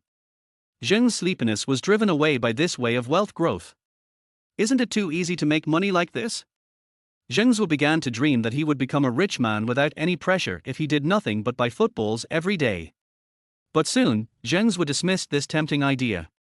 What's the point of being reborn again if he just hides behind the internet and becomes an unknown gambler? Even if he has a luxurious life every day, what's the point of living without challenges? Thinking about the future and planning his future in a messy way, Zheng Zuo found that there were too many things he should do. The real estate industry, the automobile industry, the internet, and the development of mobile phone software and hardware will be a period of rapid development in this country in the next 20 years. This is the best era and the worst era. Those who follow the development of this era will have unlimited development space, while those who cannot adapt to the pace of progress will be eliminated by indifference. No matter what business you start, startup capital is the most important. Now Zheng Zuo has accumulated more than 1 million yuan in funds, but this is far from enough to build his own business empire. While thinking about it, Zheng Zuo was paying attention to the odds changes in the scoreboard. Since Bayern was leading 1 o'clock, the odds for Manchester United to win the game 2:1 had reached 1:30, and the game time had reached 70 minutes. Zheng Zuo decided not to wait any longer and bet all the more than 1.3 million in his account on Manchester United winning the game 2:1. If he won, he would win more than 30 million, which would probably be one of the top 10 richest people in this third-tier city in 1999. While smoking, I watched the text live broadcast. At this time, most websites had no video, and most of the internet was still dial-up, with very slow speeds. It was already 3 a.m. There were only 3 or 4 people left in the internet cafe, still playing CS tirelessly. What was supposed to happen finally happened. In the 85th minute of the game, Manchester United coach Ferguson substituted Shillingham. A few seconds later, Shillingham scored a goal with his first touch, 1-1. Before the end of the game, Manchester United scored another goal, 2-1. The whole world went crazy. The greatest comeback in the history of the Champions League took place as expected, making Zheng Zuo a multi-millionaire. Zheng Zuo was a little worried about whether the bookmaker would pay such a large sum of money. However, the company he chose was one of the top 10 BO lottery companies in the world, with decades of reputation. In theory, for an international BO lottery company, tens of millions should not be an amount that cannot be paid. After all, in his previous life, Zheng Zuo had seen a set of figures that the cash won by online BO lottery companies from the mainland each year reached a shocking hundreds of billions. Whenever there was a major international event, such as the World Cup and the European Cup finals, the global financial market would be shaken and fall, because a large amount of funds were withdrawn from the stock market, foreign exchange market, futures and other financial markets and invested in the BO lottery industry. In comparison, his tens of millions were just a drop in the bucket. Chapter 11 Encounter. Thinking of this, Zheng Zuo closed the website browser again, chose a relatively comfortable posture, lay down on the makeshift sofa, and fell asleep. Although he was still a little worried about whether the winnings could be successfully credited to the account, he was really tired after tossing around for most of the night, and he fell asleep quickly. The other people in the internet cafe had no idea that within a few hours, a millionaire worth tens of millions of yuan had been born next to them. If someone told others that he was worth tens of millions of yuan, but was sleeping on the sofa in an internet cafe, no one would believe it. Zheng Zuo was woken up by the network administrator who was cleaning the internet cafe. He opened his eyes and raised his arm to see that it was already 8:50 in the morning. The bank had already opened. He didn't expect that he could sleep so soundly in the internet cafe. It's great to be young. When I woke up, all the tiredness from working all night yesterday was gone. Zheng Zuo came out of the internet cafe, straightened his hair which was a little messy due to sleep, and took a long breath. Although the road was already crowded with cars, the exhaust fumes and raised dust made the air on the roadside not very fresh, but Zheng Zuo, who had breathed the turbid air in the internet cafe all night, was greedily enjoying it at this moment. Zheng Zuo quickly crossed the street and checked the balance at the ATM outside the ICBC savings office. The first payment of 150,000 yuan had already been received. It seemed that 10 hours was just a conservative estimate of the time limit. Under normal circumstances, it would arrive faster. Fortunately, the first payment arrived in advance. Zheng Zuo only had a few yuan on him when he came out of the internet cafe. It was difficult to have breakfast in the city center. After taking out 10,000 yuan in cash from the ATM and putting it on his body, Zheng Zuo fully realized the confidence of being a rich man. As the saying goes, if you have food in your pocket, you won't be worried. Zheng Zuo looked at the door of the savings bank. It had only been a few days since he had made the appointment with Xiran. Zheng Zuo really wanted to know what expression Xiran's proud and beautiful face would have when she saw that there were more than 39 million in his bank card. However, the money had not arrived yet, so he could only give up. So he turned around, put his hands in his pockets and strolled leisurely on the street. Because today was the weekend, the street was very busy, and young couples holding hands and being sweet on the busy street could be seen everywhere, which made Zheng Zuo, a single man, look at them with envy. It's great to be young. I've been married for almost 10 years now, and the feeling of being in love is so far away from me. Passing by a Hong Kong-style tea restaurant, Zheng Zuo walked in. Cantonese-style morning tea was Zheng Zuo's favorite in his previous life. When he was in Shinlan City, he often went there for morning tea on weekends. A cup of tea Egwenian, a noisy restaurant, and rich and delicious food, a morning would be wasted leisurely. Life should be wasted on beautiful things. Zheng Zuo remembered the classic advertising slogan. People say, eat in Yuju, but Zheng Zuo thinks it should be prefixed with breakfast. This tea restaurant is obviously imitating the Hong Kong style, with simple and bright decoration style. Long light-colored tables are orderly distributed in the small store. Each table is an independent small space, with a different view at every step. 2 TVs are hung on different walls to ensure that they can be seen in every corner. The TVs are broadcasting news from Hong Kong TV. In 1999, when there was no internet TV, this surprised Zheng Zuo. It seems that the boss here is imitating the Hong Kong style in every detail. I hope the taste can be imitated as authentic. Zheng Zuo thought silently in his heart, while finding a seat by the window and sitting down, and then took the menu handed over by the waiter: barbecued pork buns, rice rolls, fried beef noodles, shrimp dumplings, boat porridge, 1 each, plus a cup of tea Egwenian. After having morning tea in the tea restaurant, it was almost 10 o'clock. Zheng decided that if the second payment had not arrived by 11 o'clock in the morning, he would go to the bank to withdraw 30,000 yuan to pay off the debt first. With more than an hour left, Zheng Zuo ran to the mobile phone street, intending to buy himself a new mobile phone. In the future, there will be more and more things to do, and mobile phones will be indispensable. Mobile Phone Street is full of dealers who recycle and sell second-hand mobile phones.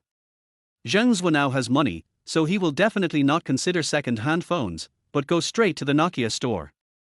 Just like the Apple store in later generations, the Nokia store at that time was the busiest shop on the entire street, with people bustling in and out. A girl walked past Zheng Zuo with a smile on her face, holding the new Nokia phone her boyfriend had bought for her. Before Zheng Zuo even entered the store, he heard a female voice yelling and cursing amid the noisy bargaining and asking about prices. "You slut, you don't have money to buy a phone, but you come to seduce my boyfriend. Are you looking for death? I'm not short of money, I just had my phone stolen by a pickpocket on the road. I didn't mean to seduce your boyfriend, he just forced his phone into my hand." A timid voice quietly defended. But it was quickly drowned out by the screaming female voice from the other side. At this time, many people gathered around to watch the fun. Zheng Zuo looked carefully and found that the person surrounded by the crowd was actually the girl he met in the library. Her eyes were red and she was biting her lower lip hard. She was so aggrieved that she was about to cry, and the curses from the woman opposite her became more and more unpleasant. Zheng Zuo quickly pushed through the crowd, walked to the short-haired girl, put his arm around her shoulders, and asked with concern, "What's wrong?" When the short-haired girl was most helpless, she suddenly saw someone she knew. It was like seeing a savior. She could no longer suppress the grievances in her heart, and she leaned on Zheng Zuo's shoulder and started crying. Seeing this, the woman who was cursing on the other side still refused to give in. She put her hands on her hips and shouted loudly, "You slut, you have a boyfriend and you still seduce my man, do you have any shame?" Zheng Zuo gently patted the short-haired girl on the back, glared at the woman who was cursing and shouted, "If you call me a slut again, I'll tear your mouth apart right now." The woman who was cursing was startled by Zheng Zuo's scolding. Seeing Zheng Zuo's cold eyes, she dared not curse anymore. She turned around and shouted at a man with dyed yellow hair next to her, "You are dead. Can't you see that someone else's boyfriend is here? Are you bullying me?" The yellow-haired man looked at Zheng Zuo, who was hugging the short-haired girl, and smiled sinisterly, "Boy, don't be so damn arrogant, or you will die without knowing how." Zheng Zuo looked at Wang Mao with disdain and said, "Take care of your own dog and don't let it bite people on the street."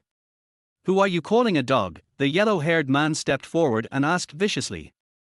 Chapter 12, Rain of Money Flying from the Sky. At this time, the short-haired girl stopped crying, tugged at the clothes made by Zheng, and gestured to Zheng with a worried look on her face to let it go. Zheng Zuo patted the delicate hands that were pulling at the corner of his clothes, but he didn't show any sign of giving in. I think you two are a perfect match. One of you likes to bark in the street, and the other likes yellow-haired guys. Is there anyone here who is more like a dog than you two? As soon as Zheng Zuo finished speaking, the crowd burst into laughter. The yellow-haired man was shaking with anger.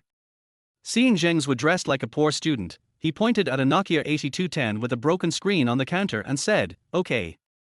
You poor guy, your girlfriend broke the phone in my store. If you don't compensate me today, don't even think about leaving this door." After that, several male employees in the store came over and surrounded Zheng Zuo and the short-haired girl. I didn't break it. I had been planning to buy a cell phone, but then I discovered that my wallet and cell phone were stolen by a pickpocket, so I planned to buy it another day.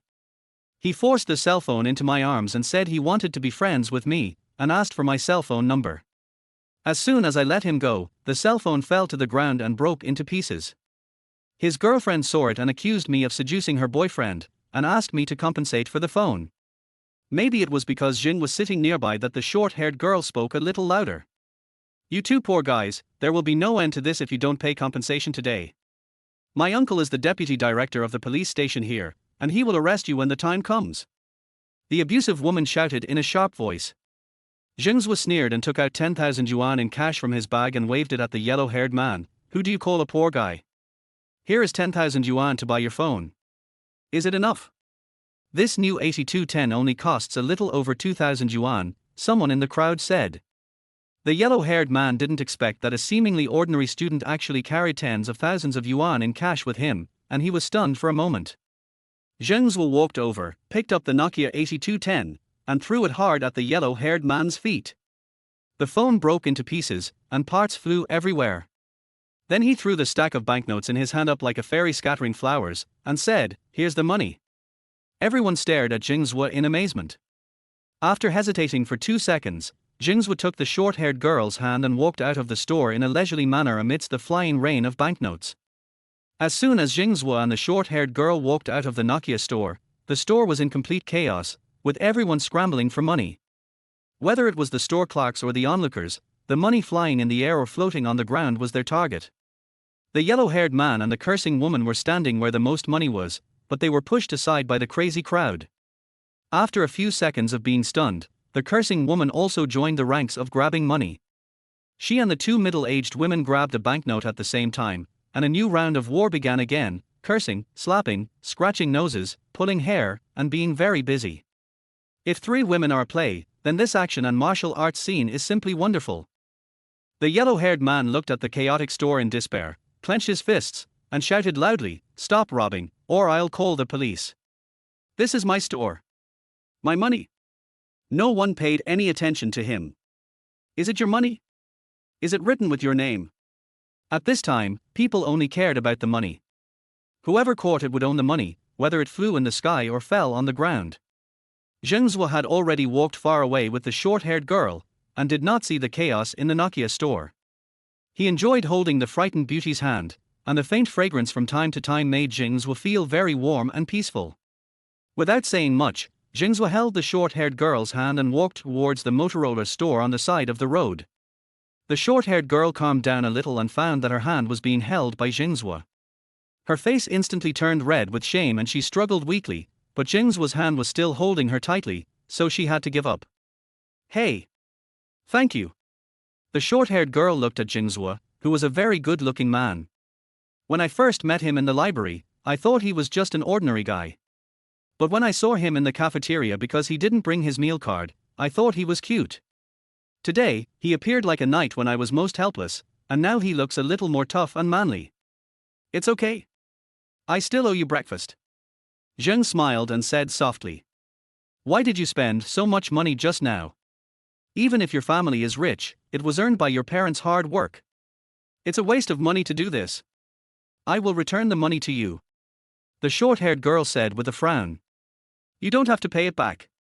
I was the one who spent the money, why should you pay it back?" Besides, it's not my parents' money that I spent, I earned it myself. By the way, my name is Zheng Zuo, Zheng as in Jing Chenggong, and Zuo as in do what you love to do. Translated into English, it means just do it. What's your name? Zheng Zuo smiled and joked with the short-haired girl. You're annoying. The short-haired girl was amused by Zheng's humorous explanation.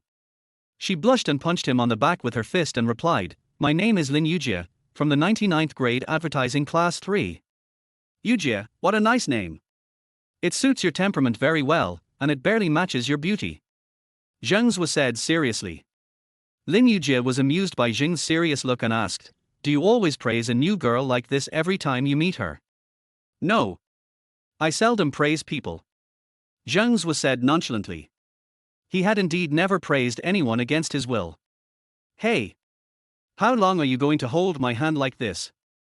Lin Yujie pouted and raised her hand in dissatisfaction. Zheng Zuo recalled a popular saying on the internet and blurted out, If you never leave me, I will stay with you through life and death.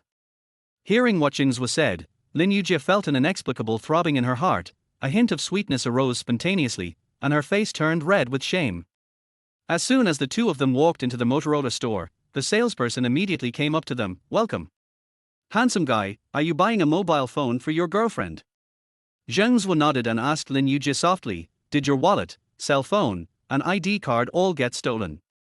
Lin Yujie nodded and pointed at her own fiancé's light-colored shoulder bag, the outside of which had been cut open by the pickpocket for more than 10 centimeters. Is V998 on the market? Zheng Zuo asked the salesperson. Although the salesperson had a professional smile on his face, he felt that Zheng Zuo was not a consumer who could afford this phone when he saw what he was wearing. Handsome guy, this phone has just been launched and costs more than 5,000 yuan. I suggest you buy the 191, which has fewer functions but only costs more than 1,500 yuan. Chapter 13 Couple. It's 998. Can you accept credit cards here? Zheng Zuo didn't say much. Sir, we accept credit cards here. The salesperson hurried to the counter and took out a V998 model. Zheng Zuo took out his bank card and said, Don't look at the model. Give me two 998s. I want them now. I don't want you to buy me a cell phone. I'll get a new ID card and then go to the bank to get a new card. My family will give me money. Lin Yujie said in a low voice. Zheng Zuo whispered into Lin Yujie's ear, You also said that you need to reissue your ID card and bank card. How many days will it take? Be good, don't be polite to me. Don't I still owe you a meal? I'll buy you a mobile phone as my repayment. But, so much money. Lin Yujie still disagreed. Beautiful lady, your boyfriend is so nice to you. He is willing to buy you such an expensive phone. The salesperson said with envy. As he spoke, he took out two real V998 phones from the counter. Zheng tried the flip cover of V998 and looked at the appearance to confirm that it was a genuine product. He then handed his bank card to the salesperson. How much? Go ahead. The total is 10,200 yuan. Please enter your password. The salesperson completed the card swiping skillfully. Zheng Zuo quickly entered the password, then picked up one of the phones and handed it to Lin Yujie. Do you like it? Lin Yujie nodded. Just kidding, the V998 in 1999 was the most desired mobile phone for all girls. For many years after that, it was popular to string Motorola V998 together with a rope and hang it around the neck. Sir, you are the first customer who buys two 998 phones at one time in our store. We are currently having a promotion in our store. If you buy two 998 phones at one time, you will get a pair of couple numbers for free. One number also comes with 200 yuan of phone credit. Look, the numbers are all here, please choose one. The salesperson said as he handed Zheng's card back with both hands. Zheng Zuo looked at the phone book and pointed to two numbers. This is it. 139XXXX0066, 139XXXX0067. At that time, the management of mobile phone numbers was not so strict, and real name registration was not required. After the salesperson added the cards to both phones, Zheng Zuo handed the one with the last number 067 to Lin Yujie and said softly, They are going to give out numbers anyway, and I think these two numbers are pretty good. You don't have to get a new card, just use this one. Lin Yujie nodded shyly. Zheng Zuo stuffed the phone charger and instruction manual into Lin Yujie's scratch bag, then put his own phone accessories into his own bag, and then took Lin Yujie out of the Motorola store. She took a taxi on the street and headed straight to the largest friendship mall in the city. Lin Yujie followed Zheng obediently. For some reason, she felt very safe when she was with him. She felt like he was someone she could rely on. They had only known each other for a short time. Zheng Zuo and Lin Yujie went shopping in the mall again and bought themselves a few sets of clothes, leather shoes and sports shoes. These days, he was still wearing street goods, but after changing into a set of clothes that Lin Yujie approved, Zheng Zuo felt that he was much more energetic. After selling Lin Yujie a new Fei Annie bag at the mall, Zheng Zuo originally planned to buy her some clothes, but Lin Yujie refused. She said she only wore clothes from one brand, and this brand had no stores in this city. Zheng Zuo did not insist. He looked at the watch on his arm and saw that it was already past 11 o'clock.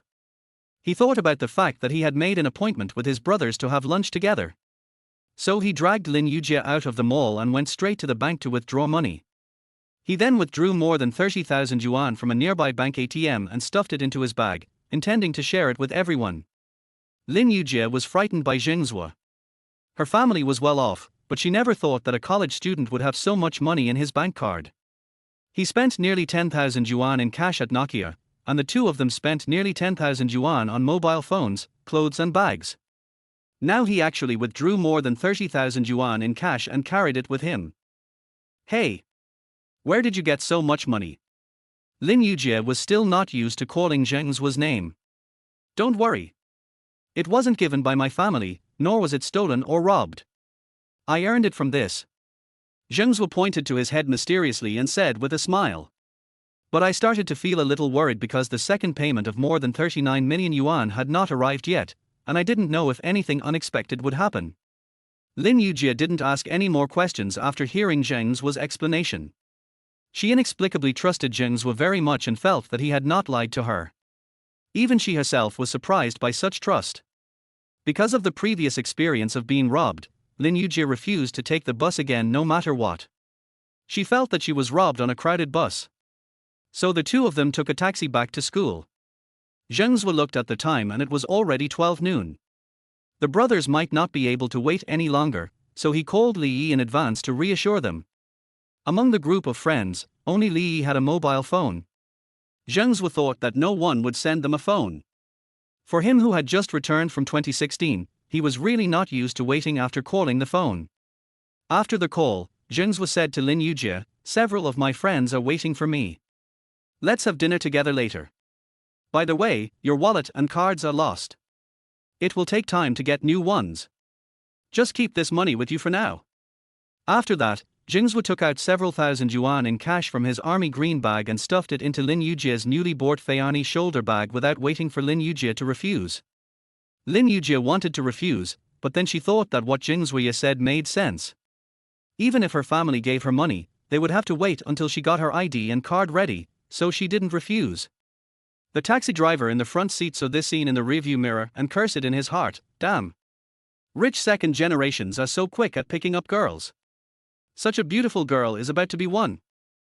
Who are the people having dinner together? Are they all boys?" Lin Yujie asked. "Yeah.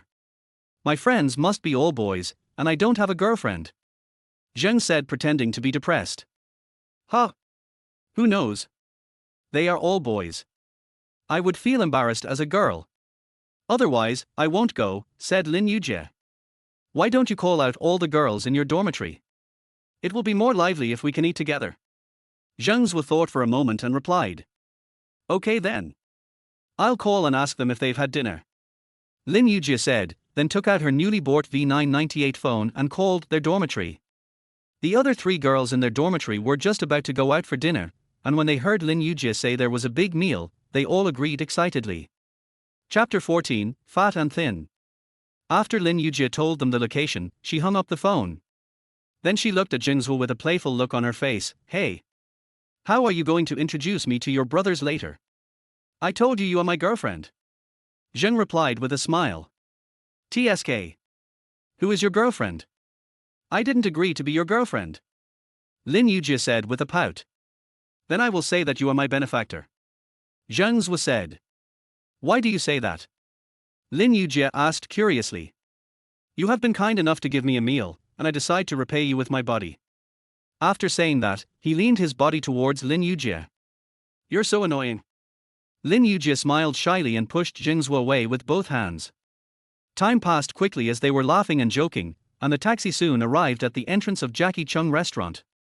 After Zheng Zuo paid the taxi fare, he saw Lin Yujie still standing at the entrance of the restaurant and refused to go in. He walked over, took her hand, and brought her into Jackie Chung restaurant. When Zheng Zuo walked into the private room holding Lin Yujie's hand, the friends were all stunned. On the one hand, it was because Lin Yujie was indeed worthy of the word stunning, and on the other hand, they hung out with Zheng Zuo every day and had no idea when Zheng Zuo got a girlfriend. After being stunned for more than 10 seconds, the group of hungry wolves howled together to express the shock in their hearts. Lin Yujie was frightened and turned pale, and quickly hid behind Zheng Zuo. Zheng Zuo smiled and said, "Stop crying. It's time to divide the money, brothers." After that, he poured out the money from his bag, piling up the money into a small mountain. It was quite shocking. Everyone was stunned again when they looked at the pile of banknotes. Damn it, brother, don't think of fooling people with money. Tell me the truth, how did you get my sister-in-law, said the fat Wang Guan carelessly. I'm trying to seduce your sister. Fatty, be careful with your words, or your sister-in-law might not introduce you to a girlfriend. Zheng Zuo said with a smile. Damn, sister-in-law, my happiness in the future depends on you. Wang Guan said to Lin Yujie in a flattering manner. Well, sister-in-law, I don't have a girlfriend either. You see. Zhang Shui also ran over excitedly and said to Lin Yujie. All right. All right. All the students from Xiaoyu's dormitory will be here soon, so you should pay attention to your appearance. Now, brothers, let's divide the money first. Brother Yi, this is yours. Zheng Zuo said as he handed 2 bundles of banknotes to Li Yi. During the crowdfunding, Li Yi alone took out 5,000, so Zheng Zuo gave him 20,000. Damn, so much. Son, you gave them all to me, do you have any left? Li Yi took the banknotes excitedly. This amount of money was enough for him to show off for a while. Don't worry, I still have some. Brother Yi, call your sister-in-law too. It's rare that we brothers made money today, so it's so lively. Zheng Zuo remembered that among their group of people, only Li Yi had a girlfriend now, but thinking back, he seemed to have never lacked a girlfriend. In his previous life, Li Yi was a playboy, rich and handsome, and his girlfriends changed one after another. Li Yi nodded and took out his cell phone. In the past, when the brothers gathered together, he rarely brought his girlfriend with him, mainly because so many of his friends were single and he was afraid that bringing her would upset them. Now that Zheng Zuo also brought a girl with him, he didn't have so many concerns. While Li Yi was on the phone, Zheng Zuo distributed money to everyone, which was basically 4 times the amount they had taken out.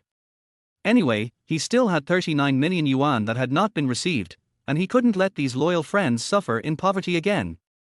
After Zheng Zuo distributed the money, everyone's faces were filled with laughter. They had been worried that Zheng Zuo would lose all his money in the past few days, but now seeing him actually bring a bag of money to share with everyone, they finally put their minds at ease. Moreover, everyone also made a fortune because of this. Even Liu Sha, who gave the least money, got more than 2,000 yuan, which was enough for his living expenses for 1 semester. After Zheng Zuo divided the money, there were still a few thousand yuan left on the table. So he kept 2,000 yuan from the remaining money, put the rest in his bag, and walked out of the private room holding Lin Yujie's hand. Zheng Zuo came to the cashier counter in the restaurant lobby, put 2,000 yuan on the counter, and said to the restaurant owner, Brother Shu, this is the meal money I owe you. Old Shu took the money and nodded with a smile, not so much. Hey, Zuo, is this your girlfriend? When did you find such a beautiful girlfriend? Girlfriend? It's a gift for free when you top up your phone during a promotion on China Mobile. It's not much, just take it. The rest will be used as today's meal money. Bring us any good wine or food. Brother Shu, why don't you have a drink with us? Zheng Zuo replied with a smile. Lin Yujie stood behind Zheng Zuo, pinching the flesh on his back. You kid, you just like to joke around. You have to be nice to such a beautiful girlfriend, or you might get her snatched away by someone else. I won't go with you guys, I will cook one of my specialty dishes for you to try. Old Shu didn't bother to be polite with Zheng and put the 2,000 yuan into the drawer. Suddenly, a bell-like laughter came from the door. Hey, Xiaoyu, I thought you had some good news to treat our whole dormitory to a meal. Turns out you found a boyfriend. Three fat and thin girls came to the door of the restaurant, looking at Zheng Zuo and Lin Yujie with a smile. Seeing Lin Yujie's shy look, Zheng Zuo naturally let go of her hand, walked up to the three girls, and said with a smile, "Hello. Nice to meet you, my name is Zheng Zuo." After that, he shouted to the private room inside, "Fatty. Our guest is coming. Go and meet him." Several girls started laughing at Jing's shouting, and their bodies were shaking. Fatty Huangguan ran out of the private room happily and stretched out his voice to suit the occasion, "Come on. Hello, guests. Are you here for a meal or to stay overnight?" Several girls burst into laughter at Huangguan's serious look. The leading girl was not afraid of trouble and continued Huangguan's words, "Bring up any good wine and food, I have plenty of money." At this moment, the whole restaurant was set on fire. Everyone was leaning forward and backward, unable to breathe. Everyone surrounded Zheng Zuo and Lin Yujie one by one. It was their first meeting, and because of this joke, there was no barrier between them and they started chatting quickly. When Zheng Zuo and Lin Yujie introduced their friends, the atmosphere became more harmonious. Old Shu tried his best to send the best dishes in the restaurant here. He didn't want Zheng Zuo to suffer too much. After all, a meal here usually costs more than 200 yuan, and Zheng Zuo gave him 2,000 yuan. Chapter 15. How beautiful. Wei Shuai brought in a few boxes of beer and placed them inside the room, then he opened the bottles one by one and placed them on the table. Zheng Zuo lowered his head and asked Lin Yujie, "Xiao Yu, what do your friends like to drink?" "Drink orange juice. It's so delicious and beautiful. I'll go out and move it now." Fatty Huangguan knew that all the girls present were from the advertising department, so he used the advertising slogan, which made the girls laugh again. Zheng Zuo took out his cell phone and said to everyone, "Let me make a call to see how long it will take for Brother Yi and his girlfriend to arrive." Li Yi had just gone to pick up his girlfriend, and now everyone at the table was there, except for the two of them. Wow, a couple's phone. It's a Moto V998, it costs about 5,000 yuan. The girl who spoke was called Yang Jiao. She had already noticed that Lin Yujie had changed her phone today, and it was the most fashionable Moto 998. She was extremely envious for a moment. Lin Yujie blushed and explained, "My phone was stolen by a pickpocket." "Xiaoyu, tell the truth. When did you start?" Yang Jiao asked curiously. "What are we starting? We are just ordinary friends." Lin Yujie said embarrassedly. "Ordinary friends? Holding hands and using couple phones? Who are you kidding?" another chubby girl named Sun Keek asked. Okay. I'll explain. She picked me up from the cafeteria." Zheng Zuo saw Lin Yujie being questioned, and hurried out to rescue her, recounting how they met. After a while, Li Yi also came with his girlfriend. Zheng Zuo looked over and saw that it was her. Zheng Zuo, the girlfriend Li Yi brought with him, was familiar to him, but they had just met in later life. Unexpectedly, Li Yi had been in a relationship with her before. This girl, Xiao Huaxian, participated in the Star City TV's Miss Star election 2 years later, and made it to the top 3. She was a shining star and became famous for a while. But later, for some unknown reason, she gradually faded out of the public eye. Lin Yujie saw Zheng was staring at Li Yi's girlfriend, and suddenly she became jealous, pouted and stepped on him hard. Zheng Zuo felt pain on his foot, and then he realized what was happening, and quickly stood up and said, "Brother Yi is here. Come, sit here with your sister-in-law." Li Yi didn't notice Zheng's misconduct, and smiled as he pulled Xiao Huaxian to sit down. With a few more girls at the table, the atmosphere of the dinner became much more lively, with delicious dishes and beer flowing freely. After 3 rounds of drinking, Yang Jiao, Sun Keek and Xiao Huaxian threw away their reservedness, raised their beer glasses and started drinking with Wang Guan, Wei Shuai and the others. The atmosphere was getting more and more heated. Just at this moment, there was a commotion outside. Not long after, the restaurant owner, Old Shu, ran over and whispered in Zheng Zuo's ear, "How did you offend the yellow-haired Wei Mingshan? He is now bringing a lot of people outside to look for you. I was the one who stopped them just now and told him not to cause trouble in my store." "Damn, the yellow-haired Wei Mingshan.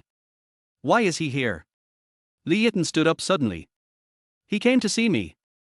Zheng Zuo calmly drank the glass of beer in front of him, picked up the half-finished bottle of beer on the table, and walked out. Lin Yujie pulled Zheng Zuo with concern. Zheng Zuo smiled and took her hand, comforting her. It's okay, it will be fine in a while, you stay here to greet your roommates first, I will be back soon. The restaurant owner, Lao Shu, grabbed Zheng Zuo and said, Zuo, don't go out. There are more than 10 of them. You stay here. No matter how brave Wang Maoshan is, he won't dare to do anything in my restaurant. Thank you, Brother Shu. I don't have the habit of being a turtle. Zheng Zuo declined old Shu's kindness and walked out without looking back. The men in the room silently picked up the beer bottles on the table and followed Zheng Zuo. Sometimes, there are things that cannot be avoided. For example, watching your friends get beaten. And all the girls looked at them worriedly. After all, they were just laughing and drinking together, and now they were going to fight. Liu Shao walked to Li Yi and whispered to him, Brother Yi, can you lend me your phone? I want to make a call. Li Yi took out his cell phone while cursing, damn it, Sharzi, what do you mean? It's not your turn even if we want to call someone. After saying that, Li Yi started dialing someone. At the entrance of Shueyo restaurant, more than a dozen hooligans with colorful hair surrounded a yellow-haired young man, each holding a cigarette in their mouths and staring at the restaurant with sinister eyes. Many students eating in the hall were frightened by their stares. If the restaurant owner had not just stopped them at the door to stop them from making trouble, most of the students would have avoided them. A thug with a clean-cut haircut said to the yellow-haired young man, Brother Shan, what if that guy hides in there and doesn't come out? Are we just going to wait here?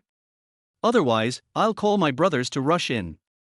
The man called Shan Ji was the yellow-haired man whom Zheng Zuo and Lin Yujie met in the Nokia store today. When Zheng Zuo and his friends came out of his store, he was planning to take advantage of the fact that there were many people in his store to start a fight. But Zheng Zuo threw a handful of money at him, which made him lose his composure. In the chaos, his girlfriend tried to snatch money from the two middle-aged women and was scratched. When Zheng Zuo and his friends came out of the motorcycle store, Wang Maoshan ordered a smart clerk to follow them from a distance, all the way to the back gate of Linder. Wang Maoshan was even more angry when he learned that Zheng Zuo and his friends might be students of Linder. He didn't expect that he was fooled by a college student, so he gathered a group of bad friends and came to make trouble for Zheng Zuo. Li Wei, a yellow-haired mountain mouth, was holding a Furongwang cigarette in his mouth, with a steel pipe hidden in the sleeve of his ill-fitting suit. He said arrogantly, forget it, give old Shu some face. After all, he was a bit famous in the underworld. I wonder how long they can hide in there. In fact, although Wang Maoshan's family is rich, and he has made many bad friends over the years, he would not provoke a ruthless person if he could. Back then, Lao Shu was a ruthless person who killed 5 people for a woman. I think those students don't dare to come out at all. Just look at the display you made today, Brother Shan. These students are so scared that they are shaking with fear. Another skinny gangster said in a flattering manner. Most of those who can get into university are good students who study hard. Therefore, they walked arrogantly through the back streets of Linder University, and ordinary students would avoid them as much as possible. However, they don't know that most of them cannot represent all. For example, Zheng Zuo and his friends. Chapter 16, Don't Chase the Enemy. Zheng Zuo rushed out of the restaurant with a half bottle of beer in his hand, followed by Li Yi and others with murderous intent. Zheng Zuo has loved playing basketball since he was a child. He doesn't look tall or strong, but that's just appearance. If you treat him as an ordinary person, you will definitely suffer a loss. Wang Maoshan was the one who suffered the loss. When he saw Zheng Zuo rushing out of the restaurant, followed by Li Yi and others, he did not take out the steel pipe from his sleeve, but greeted Li Yi first. He knew Li Yi. Li Yi. You have nothing to do here, get out of here. Wang Maoshan acted like a big brother and shouted at Li Yi. Before he finished speaking, Zheng Zuo rushed in front of him at the speed of a 100-meter sprint. He jumped high up with the inertia of rushing over, swung the beer bottle in his hand in mid-air, and smashed it heavily on the yellow-haired head in front of him. Fuck you. How dare you come to Lin University to find me? With a crisp sound, 2/3 of the beer bottle was smashed into pieces, and Wang Maoshan's head was covered with red blood, yellow beer, white beer foam, and green bottle fragments, along with his golden hair, all shining brightly in the afternoon sun. Wang Maoshan only felt a sharp pain in his head and his head became dizzy. Li then rushed over and kicked Wang Maoshan in the crotch. Fuck you, this is Linder University, where are you telling me to go? Wang Maoshan was hit hard twice and was immediately unable to resist. He fell limply to the ground and curled up into a ball. After all, the gangsters who came with Wang Maoshan often fought. Although they were intimidated by Zheng Zuo and his men, they quickly reacted after being stunned for 2 seconds and took out the weapons they carried. Their washer, cutter and blower, who was closest to Wang Mao Mountain, took out a machete and chopped at Zheng Zuo's head. Zheng Zuo knew that his brothers were behind him and he could not retreat, so he yelled, holding the remaining half of the beer bottle in his hand, and rushed towards their washer, cutter and blower with his head down. Zhang chopped Zheng Zuo's shoulder with a knife. Just as he was about to say a few words to boost morale, he suddenly felt a sharp pain in his stomach. He looked down and saw that Zheng Zuo had stabbed half a beer bottle into his lower abdomen. Although his internal organs were not injured, the stomach is the softest part of the body after all. The severe pain made it almost impossible for him to hold the knife steadily. Zheng did not stop. Ignoring the burning pain in his shoulder, he pulled out a half-broken beer bottle and thrust it hard into the thigh of Zhang. This time, Zhang could no longer bear it and fell to the ground, howling in pain. Meanwhile, Zheng's other friends were fighting with the gangsters. Liu Shao was usually quiet, but he was ruthless in a fight. He was seen holding a beer bottle in one hand, and the 2 beer bottles were swung into 2 meteor hammers in his hand. He fought with 2 gangsters and it was hard to tell who was better. However, because the gangsters were more in number and came prepared, they were all injured. Fatty Huang Guan was the tallest, so he was taken special care of by the gangsters. 3 gangsters pressed him to the ground, and iron bars rained down on him. Seeing that Huang Guan was about to be beaten seriously, another figure rushed out of the Jackie Chung restaurant. The restaurant owner, Lao Shu, rushed out with a butcher knife in his hand. He chopped down a gangster who was beating Huang Guan with a steel pipe and cursed loudly, "I told you not to cause trouble in my store. Don't you understand Mandarin?" The gangster who was hacked to death was lying on the ground, saying aggrievedly, "We are not in your store." Old Shu ignored him and stabbed the other thug who was beating Huang Guan with another knife, forcing him to retreat. After the vigorous Old Shu joined, the strength of the 2 sides was finally evened out, and the situation became evenly matched. At this time, Wang Maoshan, who had been lying on the ground unable to move for a long time, finally recovered a little and took out his cell phone to call for more reinforcements. Suddenly, he saw 40 to 50 people rushing out of the back gate of Linder University. The leader was a man as tall as a black tower, holding a wooden stick that he had taken off an unknown desk in his hand, and shouted loudly, "Damn it, Brother Yi, we are late. Damn it, it's good that you're here. It's better to be late than not to come at all." Li Yi replied while fighting with the thugs in front of him. Huang Maoshan was so frightened that he didn't know where he got the strength from. Regardless of the pain in his body, he climbed up from the ground and ran to the other side holding his head. "Run! We can't win." When the other hooligans saw their leader Huang Maoshan running away, they all threw away their weapons and armor, wishing their parents could give them another pair of legs so that they could run for their lives after Huang Maoshan. Zheng pretended to chase them for a while, but then he stopped. Zheng Zuo knew the principle of "don't chase a desperate enemy." These thugs all had knives in their hands. If they were determined to fight to the death, the chances of his people getting hurt would be very high. Soon, the gangsters brought by Huang Maoshan disappeared from everyone's sight. The black tower-like man ran to Li Yi breathlessly and said, "Brother Yi, are you okay? I brought people here as soon as I received your call, but I didn't expect to make it in time." Li Yi nodded, "It's okay. You came just in time." After that, he walked towards Huang Guan. In the fight just now, almost all of the 7 of them were injured, and Huang Guan's injury should be the most serious. Zheng Zuo pulled Huang Guan up from the ground and patted the dust off his body. "Fatty, are you okay?" Huang Guan grinned and shouted, It hurts so much." "Brother, please be gentle, my butt is injured, I almost got anal sex. Oh, my legs are injured too, no, I can't move." At this time, Lin Yujie, who had witnessed the whole process, rushed out crying. Seeing that the flesh on Zheng Zuo's shoulder had been chopped upside down, and that all his friends were injured, she sobbed and said, "Hey. I'm sorry, it's all my fault."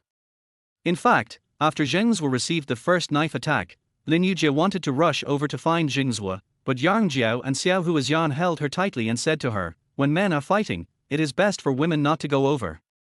All you can do is wait until he finishes the fight and then take care of his wounds." Zheng Zuo put his arm around Lin Yujie's shoulders and patted her head. "Silly girl, what does it have to do with you? Don't blame yourself, it has nothing to do with you." After Zheng Zuo comforted Lin Yujie, he took out a stack of money from his army green shoulder bag and handed it to her. Be good, don't cry, I'm fine, right? Take this money and go to the store to buy 5 furong wang. Chapter 17 Friction. You say it's okay. You lost so much blood. I still have money here. I haven't spent the money you gave me last time. I'll go buy it now.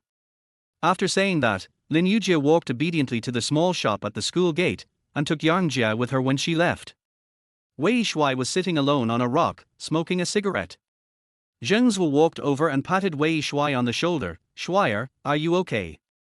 Wei Shuai coughed twice and stammered, it's okay. But I may have to go to the hospital. Then he pointed to his back. Zheng took a look and saw that the criss-crossing wounds on Wei Shuai's back had become blurred, and the deepest wound was so deep that the bone was visible. Oh my god! Let's go to the hospital! Zheng shouted. Wait a minute, I called a car and it will be here soon. After all, Lao Shu is an old hand and he had already contacted the car as soon as possible. Brother Shu, thank you so much today. Zheng Zuo said gratefully. Just now, at the most dangerous moment, it was old Shu who rushed out with a butcher knife to turn the situation around. Otherwise, when the reinforcements came, I'm afraid Zheng Zuo and the other 7 would have been seriously injured. We are all brothers. Why be so polite? Old Shu waved his hand nonchalantly. At this time, Li Yi walked over with the black tower-like man and said, Zuo, this is Haizi, the main setter of the school volleyball team. He is my buddy and he is very loyal. Then he turned to Haizi and said, this is Zheng Zuo, my brother. Zheng Zuo nodded towards Haizi. Thank you, brother Haizi. Fortunately, you came in time today. Haizi smiled and said, you're welcome, we're late. But, Zheng Zuo, you guys are really tough. You dare to fight a dozen hooligans with just a few of you, and they even have weapons. Zheng Zuo smiled politely, sure.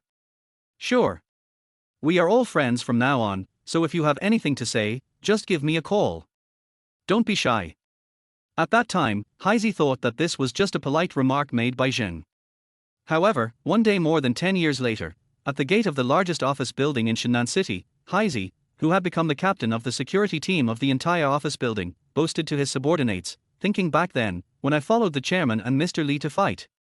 Seeing that Lin Yujie had already bought the cigarettes, Zheng Zuo said to Haizi, give each of the brothers a pack of cigarettes. Please take care of these brothers. My friends and I are all injured and need to go to the hospital. When Haizi saw the 5 packs of furong wang in Lin Yujie and Yang Jiao's hands, his eyes lit up. This. How can this be so embarrassing? We didn't help at all. A pack of furong wang costs more than 20 yuan. Usually, Haizi and his friends smoke by Sha, Hongmei and the like which cost no more than 5 yuan. Zheng Zuo took 5 packs of cigarettes from Lin Yujie and Yang Jiao and stuffed them into Haizi's hand. Stop talking nonsense, just take it if you treat me as a friend.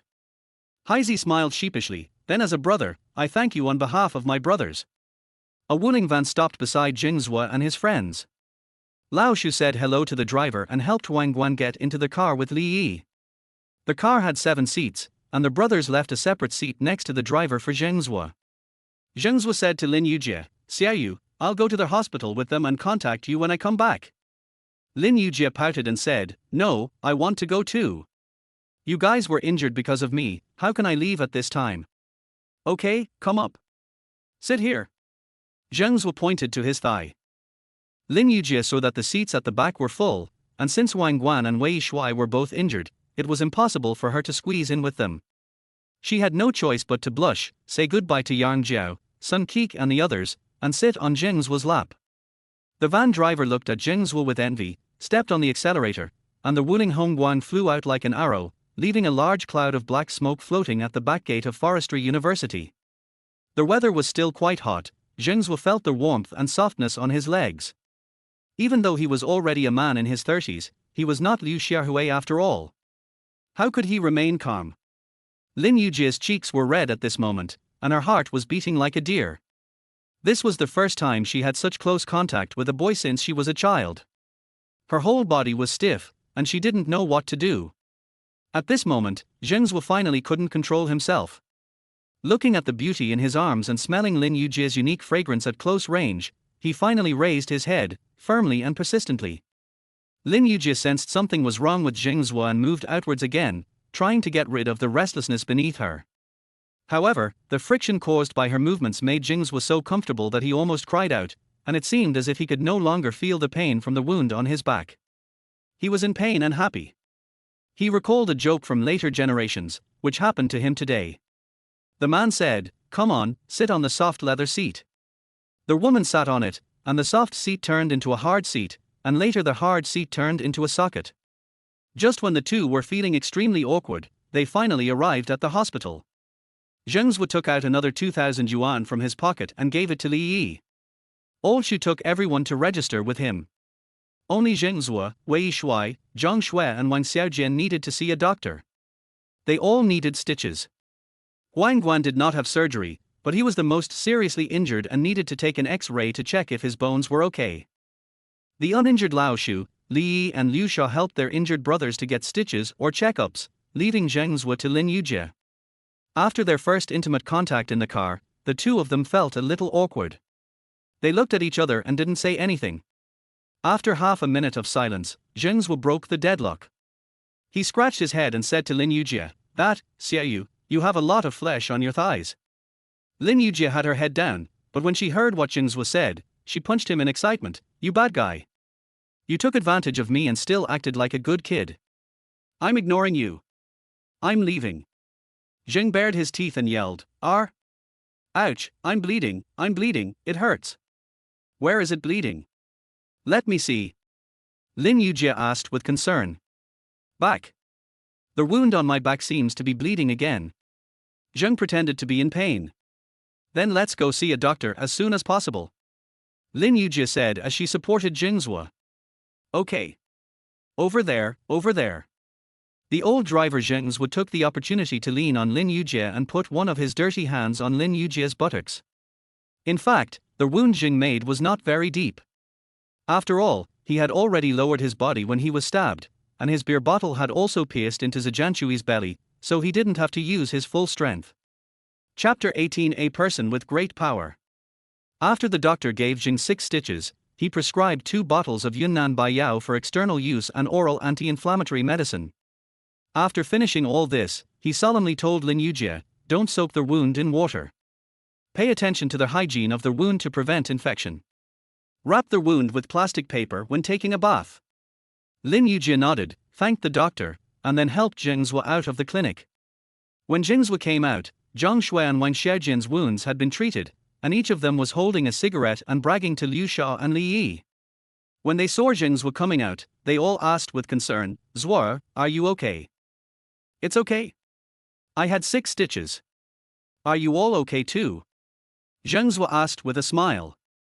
"It's okay, just like a mosquito bite," Wang Xiaojian said disdainfully. "I'm glad you're okay. Well, Brother Yi, the results of the fat man's photo may take an hour or two. You guys wait for me here or find a place to rest. Xiaoyu and I will go do something and be back. We'll meet up in an hour and a half."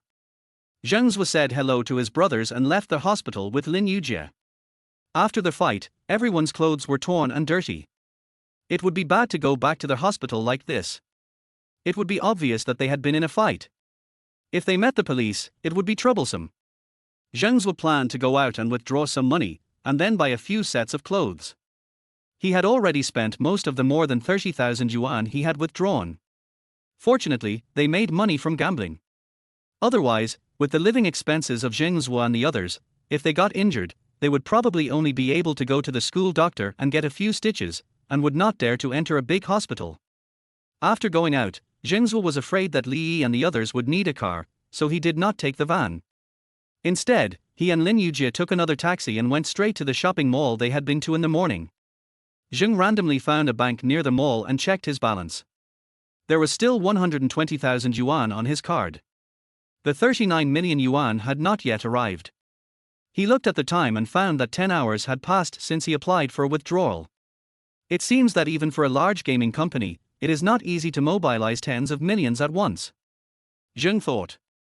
He did not know that at this moment in a small building with a long history in England, in a luxurious office with Turkish velvet carpet, a medieval-style crystal chandelier shone brightly in the smoky conference room. This is the headquarters of Chimbor International. The reason why a group of bigwigs gathered here for a meeting early in the morning was because of the 2 bets made by Zheng. George. Do you really want to go to China to meet that Chinese guy? You should know that we have just started to develop the market over there. Our influence over there is still very, very weak. We can't even guarantee your safety. A middle-aged man with a big beard said uneasily, his English with a strong Irish accent. John, for the sake of the company, I have to go. This is not an ordinary person. Both games were upsets, but he was able to buy the right scores. This is definitely not a coincidence. This is a person with great power, which may be powerful enough to defeat a bookmaker at any time. Both our company and Williams' company may become weak in front of him. I don't want Williams' people to find him before us. Thank God, he placed bets on our website instead of going to our opponent's company. Regarding everything about him, I suggest that his information be sealed, and even the existence of this person must be kept absolutely confidential except for a few of us. A blond man in a well-fitting suit extinguished the expensive Cuban cigar in his hand and said firmly. Okay then. I'll ask James to go with you. With him around, your safety shouldn't be a problem. Bearded John took a sip of the latte on his table and frowned. Damn it, who put the sugar cube in my latte? James used to be the security chief of Buckingham Palace. After retiring, he became addicted to gambling and lost a lot of money on Chinbor's website. Later, in order to pay off his debts, he had to work for this company. Going to the mysterious east. James is a tall and strong black man. He is holding a large fruit knife and carefully trimming the nails of his left hand. It's really exciting. I hope there are still people in China who can fight like Bruce Lee. How do you plan to contact that Chinese guy? Bearded John ignored the nervous security manager, picked up the latte on the table, shook his head, put it back on the table, and looked at George. George adjusted his already meticulously tied necktie and said, I will meet him in private to find out if he possesses the mysterious oriental power, or if he is a genius in conceptual studies. In short, I will approach him very carefully and try very hard to win him over. By the way, don't give him the money for now. I will transfer it to him after I meet him. But, Mr. George, we promised our customers to withdraw money within 10 hours. Doing this may affect our credibility, said a short man sitting at the bottom. Let's do this. I don't think it will be easy for George to meet that man. He can't do it without any bargaining chips in his hand. Bearded John said firmly. Zheng Zuo, who was stabbed at the moment, didn't know what was happening on the other side of the earth. After withdrawing another 20,000 yuan from the ATM with Lin Yujie, they went to the mall to buy more than 10 sets of clothes. The clothes were all picked by Lin Yujie, and she bought them very carefully according to the body shapes of Zheng Zuo's friends. Because Zheng Zuo had bought several sets of clothes before and put them in Lao Shu's Shueyo restaurant, he asked for a top for himself. With the help of Lin Yujie, Zheng Zuo changed his bloody shirt. He raised his arm and looked at his watch. It was just half an hour since he came out of the hospital. There was still an hour left before the appointment he had with Li Yi. Zheng Zuo wants to buy a car. Yes, buy a car. For Zheng Zuo, who came over in 2016, although he was still a loser in his 30s, he still bought a car worth about 100,000 yuan. After Rebirth, running around without a car made him very uncomfortable. Besides, he had already thought of a way to take revenge, and he would definitely need a car. So, it is better to buy it early than late. So, he took Lin Yujie to buy a car. Buying a car is common for people in 2016, but in 1999, it was not something that ordinary people could afford. Lin Yujie didn't ask much, she was more concerned about Zheng Zuo's back injury. He had just sutured the wound, and she was worried that the wound would get inflamed if he ran around in such weather. But after Zheng Zuo insisted on going, she didn't say much, and obediently followed Zheng Zuo to take a taxi to Hershey Auto City. Chapter 19 Chrysanthemum is also a flower. In this era, the so-called automobile city actually has more motorcycles than cars. As soon as you enter the gate of the automobile city, you will see a billboard of a locally produced Nanyu brand motorcycle standing tall. What surprised Zheng Zuo was that the spokesperson for this advertisement was actually Leon Lai, one of the four heavenly kings. In the picture, Leon Lai was wearing a black leather jacket, riding a black Nanyu motorcycle, and carrying a hot long-haired beauty on his back. It seems that riding a motorcycle in this era is still a very cool thing to be endorsed by a superstar. Unlike in later generations, the streets are full of road killers and flying dust, making riding a motorcycle a very painful thing. Zheng Zuo did not stay at the motorcycle store for long, but went directly to look for cars.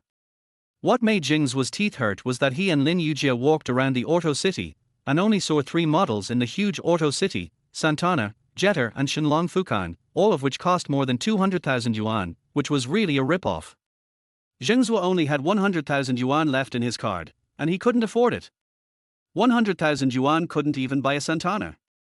Zheng Zuo was quite depressed. Just when he was about to despair, Zheng Zuo saw a car in an inconspicuous store in the Car City Cherry EA Star. Zheng Zuo knew about this car in the future. It was a domestic car developed by Cherry, and it was a mid-size car, very durable.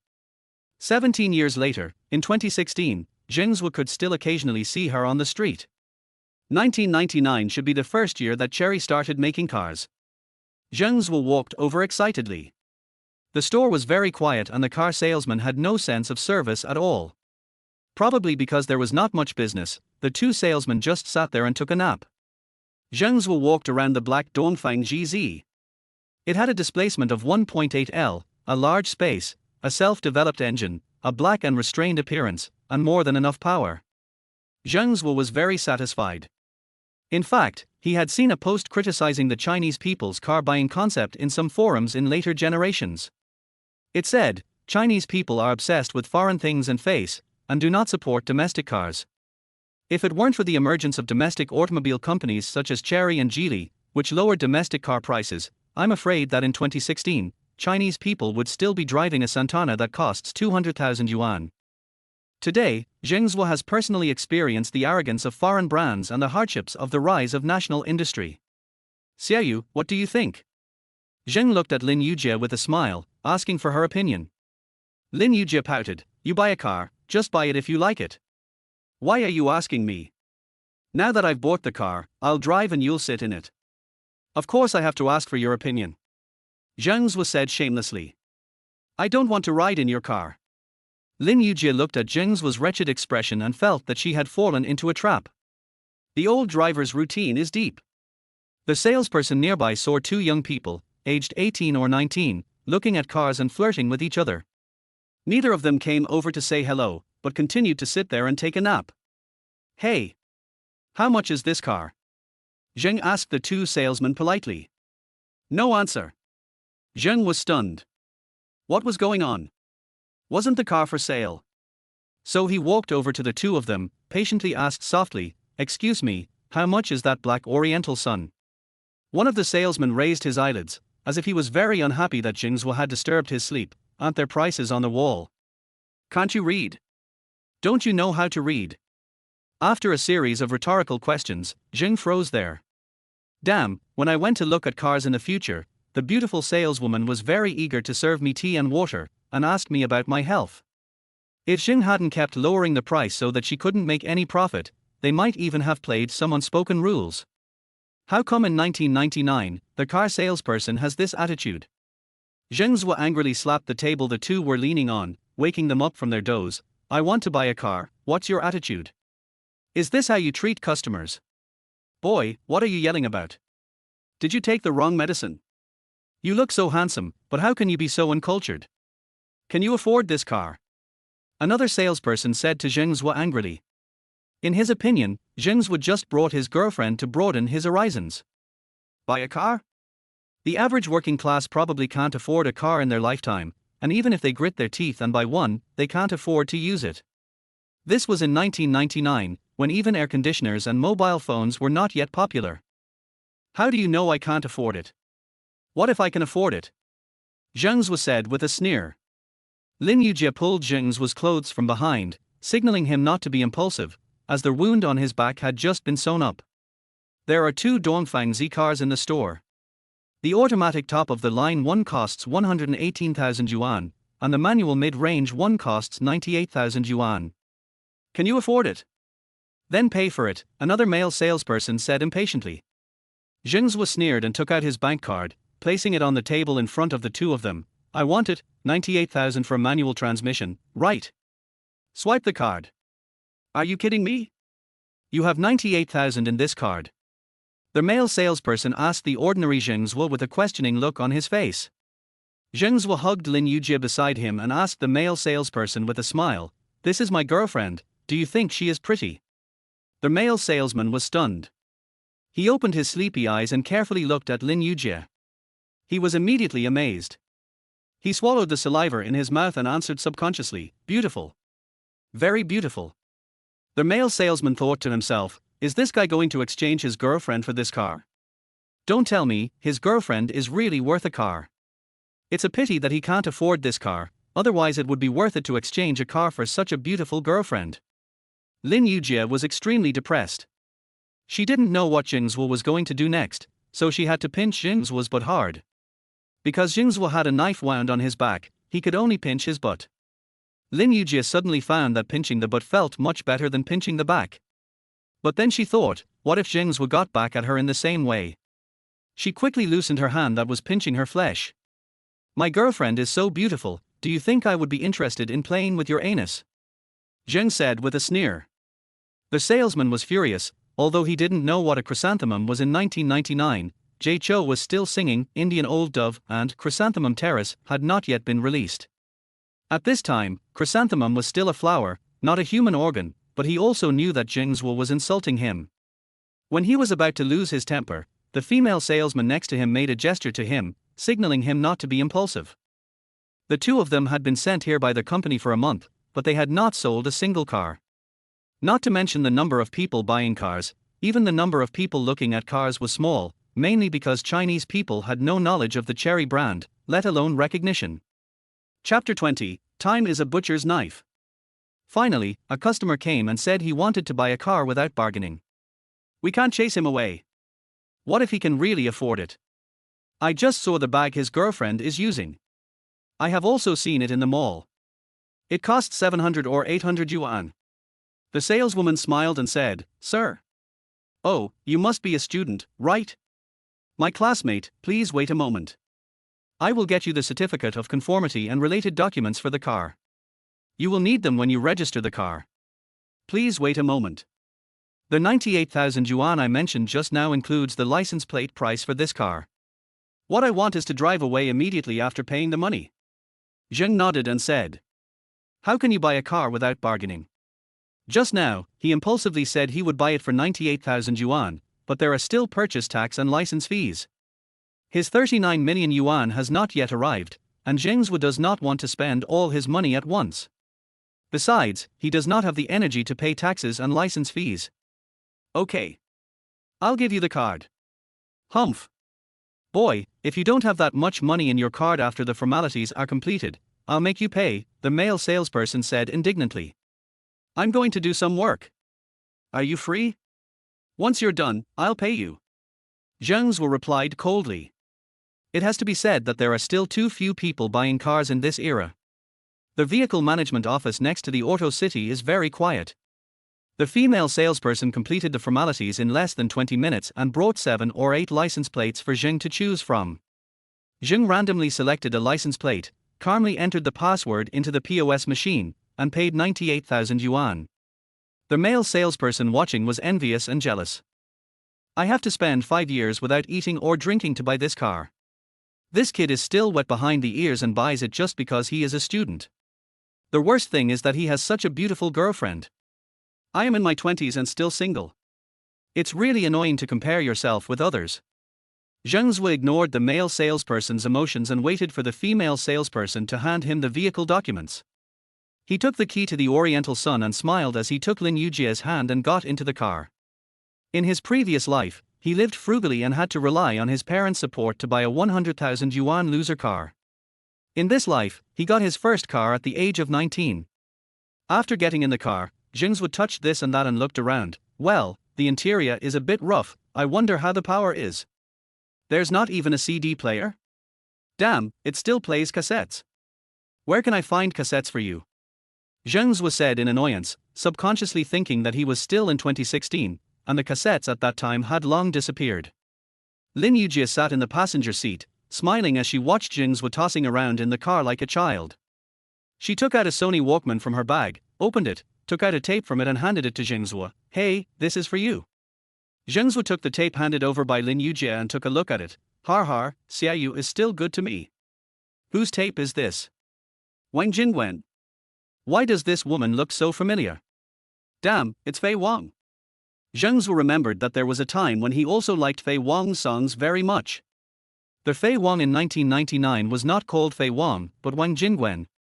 After putting the tape into the car recorder, the familiar ethereal voice of Fei Wang rang out in the car. I am like a chess piece, coming and going without my control. Time is really a butcher's knife. It softened bananas, turned black fungus, turned grapes purple, and even turned Wang Jingwen into Fei Wang. Zheng Zuo murmured to himself. What bad things are you saying again? Can you drive? Do you have a driver's license?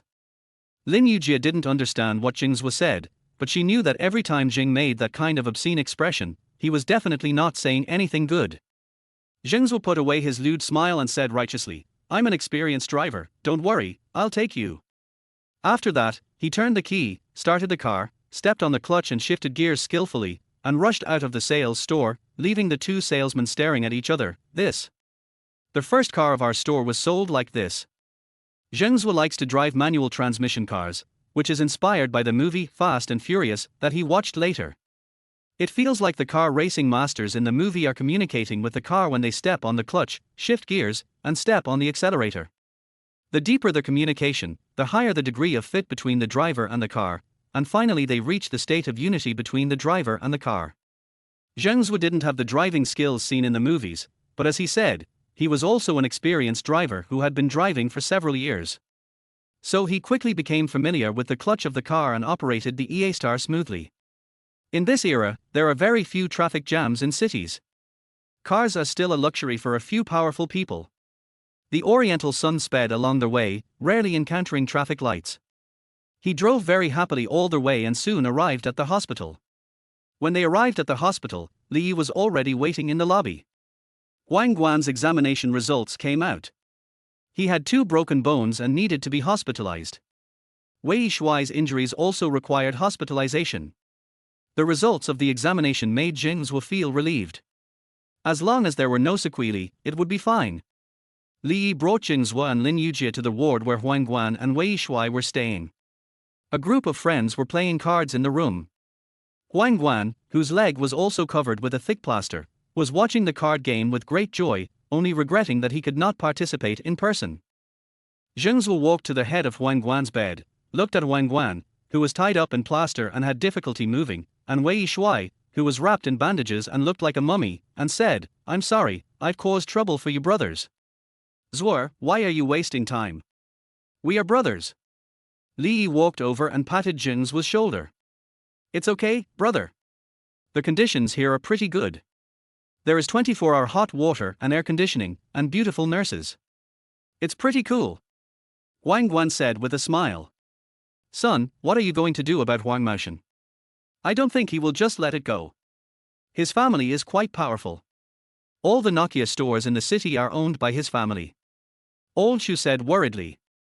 It's easy to avoid an open attack, but hard to guard against an arrow from the dark. After this incident, Huang Maoshan will not dare to bring people to Linder to cause trouble for you again. I'm afraid he will take other ways to retaliate. Zheng Zuo said with a fierce look in his eyes, Humph. If he wants to let it go, then forget it. But I don't. How can I let him go after he touched my brother? Don't worry. I have a plan. I will discuss it with you guys later. Let's not talk about this for now. These are the new clothes that Xiaoyu and I bought for you. Can you all try them on to see if they fit you? Damn, my sister-in-law is so thoughtful. My clothes have been unfitting for a long time, and I was wondering how I would get into school when I go back. Zhang Shui praised Lin Yujie with a smile. Lin Yujie felt embarrassed by the compliments and said with a red face, I have to thank everyone. It's because of me that everyone got hurt. From now on, we are all friends. Don't be polite. Chapter 21 The beautiful Lin turns back. Then I'll send Xiaoyu back to school first. Who of you wants to go back together? I forgot to tell you, Xiaoyu and I just went to buy a car. Zheng Zuo said. Car? Damn, what car? Old Shu was the most excited. He threw away the playing cards in his hand and said, take me to see it. When everyone heard that Zheng Zuo had bought a car, they lost interest in playing cards and rushed out of the ward. Only the seriously injured Wei Shuai and Huang Guan were left lying on the bed staring blankly because they could not move easily. Zheng Zuo took Lin Yujie's hand and followed everyone out of the hospital building with a smile. Wow! How cool! This car is bigger than Santana. Old Shu said excitedly while rubbing his hands, standing next to the son of the East. So handsome, son, next time I go to pick up girls, you have to be my driver. Li Yi said happily. Although he was a second-generation rich man, his family had just bought a car not long ago, so buying him a car was still a distant dream. After all, it was very rare for college students to buy cars to go to school in 1999. As long as you don't mind me being a light bulb for you, it doesn't matter if I'm a driver. Zheng Zuo spread his hands and shrugged. Seeing that Old Shu was eager to try, Zheng Zuo put the key in Old Shu's hand and said, Old Shu, are you itching to try it? Do you want to turn it around a bit? Well, Zuo, this is a new car. Old Shu said politely. It's okay, the new car is better. Don't worry, we have bought enough insurance. Do you have a driver's license? Zheng Zuo stuffed the key into Lao Shu's hand. I have a driver's license. I got it when I was in the army. Old Shu answered as he eagerly took the keys. Zhang Shui, Liu Sha and Li Yi quickly climbed into the car and said, let's go for a ride. Zheng Zuo and Lin Yujie smiled as they watched their friends rush away. It was already past 5 p.m. when Old Shu and his friends came back from their drive. Zheng Zuo took the key from Old Shu and asked with a smile, how is it? Is it okay? This car is really good, much more comfortable than the truck I drove in the army. Old Shu replied excitedly. Brother Yi, I'll send Xiaoyu back to school first. I'll meet up with you guys in the evening. Please arrange dinner for us. After saying that, Zheng Zuo reached into his bag again, intending to take out a few $1,000 more for Li Yi. All right. You guys go ahead. Don't worry about this. You've only paid me half of the money. No need to take the money. Li Yi held down Zheng Zuo's hand that was about to take the money and said. Zheng Zuo didn't bother to be polite with him. He nodded and got into the car. Lin Yujie sat obediently in the passenger seat next to him. After coming out of the hospital, Zheng Zuo's stomach started growling. He hadn't eaten at all at noon, and after drinking 2 bottles of beer, he ran out to fight. He had been fighting until now, and it was time to eat. How about we take you back to school after dinner? If you go back to school at this time, you may not be able to catch the cafeteria's meal. Zheng Zuo asked for Lin Yujie's opinion while driving. Lin Yujie nodded obediently, you decide. It doesn't matter to me whether I eat or not. I'm not that hungry, so it's a good time to lose weight. Zheng Zuo glanced at Lin Yujie next to him in confusion. She was 165 centimeters tall and wore a pair of fitted jeans that perfectly outlined her long legs.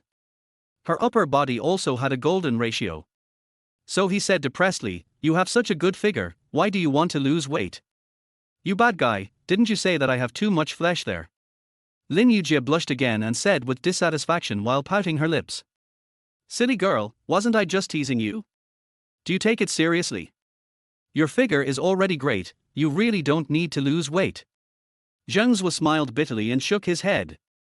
The little girl is just childish. What if she becomes a fat woman? Lin Yujie asked. I want to become a fat woman too. Zheng Zuo vowed. TSK. Who wants you? Lin Yujie gave Zheng Zuo a disdainful look, but she was actually very happy in her heart. Zheng Zuo drove and found a restaurant on the roadside that looked nicely decorated. The two of them ordered a few dishes and had a quick dinner. After a day of hard work, both of them were a little tired. Zheng Zuo sent Lin Yujie downstairs to the dormitory.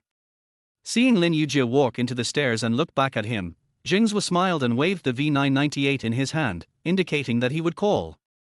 Only when he saw Lin Yujie turn around and disappear at the stairs did Zheng Zuo start the car and turn around to leave. A few days later, Zheng Zuo's wounds began to heal, and he felt an itchy sensation on his back from time to time. Being young is good, and it only takes a few days to heal after a knife wound. Wei Shuai was also discharged from the hospital, but he still couldn't move much, and Wang Guan's injury was the most serious, and he might have to stay in the hospital for a few more days. These days, Zheng Zuo finally quietly enjoyed the college life that he had always missed in his previous life. He insisted on getting up early every day, and as long as it was not raining, he would go to the playground and watch Lin Yujie jogging in the morning. Because his injury had not healed yet, he could only watch from the side. After Lin Yujie finished running, he would follow Lin Yujie and have breakfast. The fat chef would make 2 meat buns, an egg, a bowl of porridge and a bottle of milk for Zheng as usual. After the two of them finished breakfast together, he followed Lin Yujie to attend classes. This was not because he had to stick to her, but Zheng had worked in advertising in his previous life, but after all, he was not a professional, and he learned a lot of things by himself through the internet and books.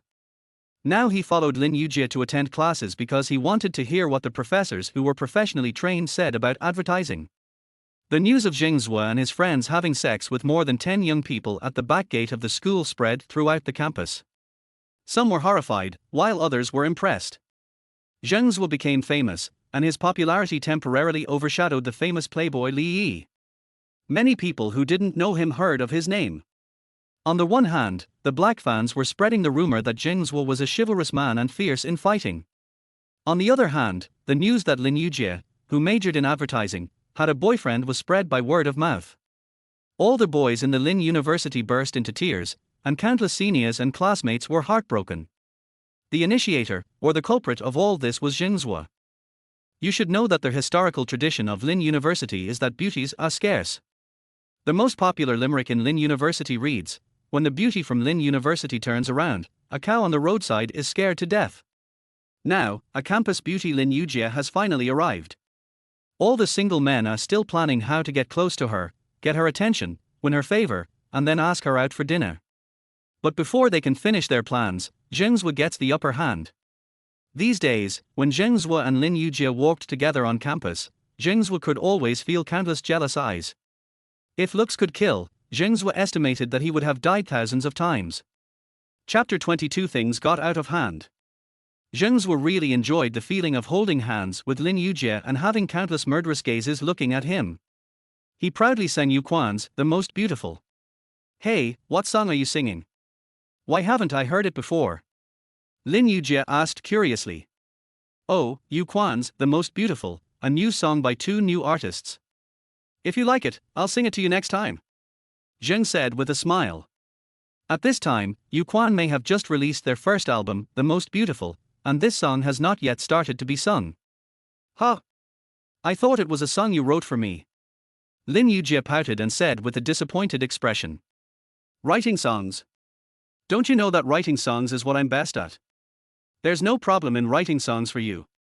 I'm just afraid that the song I write will make you cry," Zheng Zuo said carelessly. "Just blow it," Lin Yujie said with a smile. "You'll know whether I'm bragging or not when the time comes." Just kidding, Zheng Zuo has hundreds of songs in his mind for 17 years, so it's easy for him to write one. "Dodo, you accompany me to class every day. What will you do if you have to take classes by yourself? If you fail the exam, you will have to retake it." Lin Yujie no longer calls Zheng "Hey," but instead gave him an English name, Dodo. It is said that this nickname has been unanimously recognized by all the girls in their dormitory. "Can you please not call me Dodo? For example, you can call me husband or dear, whatever is fine." Zheng Zuo was very depressed. As a man in his 30s, it was indeed a bit weird to be called Dodo every day. "I insist on calling you that, I'm happy with it. You said it yourself that your name is Zheng Zuo, which translates into English as just do it," Lin Yujie said with a smile. "Oh." Zheng Zuo sighed helplessly and then said, "I won't accompany you to class later. I have to go to the city." Zheng Zuo wanted to go and see if his withdrawal had arrived. His revenge plan and plan to open an internet cafe were both urgent matters, and doing these things required money. "Okay. Then you just be careful, don't drive too fast, and don't fight with others," Lin Yujie said with concern.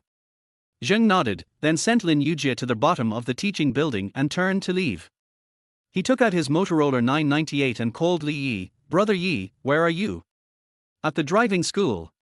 Li Yi has been learning to drive at the driving school affiliated with Linder these days. After Zheng bought the Oriental Sun, he rarely drove it these days. He parked the car outside Lao Shu's restaurant and gave the key to Lao Shu. He would ask Lao Shu for the key when he needed it. These past few days, Li Yi and Lao Shu often drove around in their Oriental Sun to show off. Li Yi also felt that having a car would make it much easier to pick up girls, so he signed up for a driving school. I want to go to the city. The car is at Lao Shu's place, right? Zheng Zuo asked. He should be at Old Shu's place. Let's not talk about it for now. He's practicing driving, Li said and hung up the phone. Zheng Zuo put away his phone and walked slowly to the back door of the school outside Lao Shu's restaurant, where he saw his oriental son parked. When he walked into the restaurant, Lao Shu was flirting with the two waiters again. Old Shu, are you able to handle this? I heard that you and brother Yi went to Hall D to pick up girls again yesterday. Zheng Zuo said with a smirk. Don't mention it.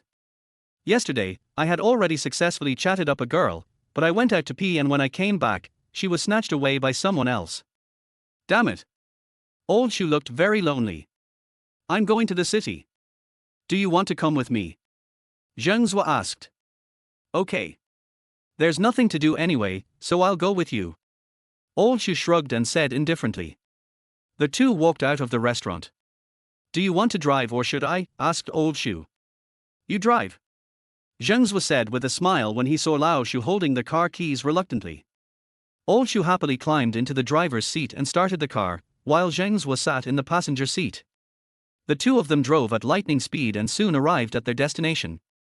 Zheng asked Lao Shu to stop the car at a place with an ATM randomly, got out of the car alone and checked the ATM, but found that the 39 million yuan had not been received. Damn. Can't we trust these top 10 companies? Zheng shook his head in disappointment and returned to the car. What's wrong? Old Shu asked with concern when he saw Zheng returning to the car with a lonely look on his face. It's okay. Well, Lao Shu, I'll take you to a place where you can pick up a lot of girls. Zheng Zuo shook his head, threw away the negative emotions, and said to Lao Shu with a smile. How could you do such shameful things in broad daylight? Old Shu asked seriously. Fuck. Will you die if you don't pretend? Zheng laughed and cursed, let me open it, you can't find the place. Old Shu excitedly switched seats with Zheng Zuo. Zheng Zuo stepped on the accelerator and the son of the east rushed towards the Wangchao internet cafe like an arrow.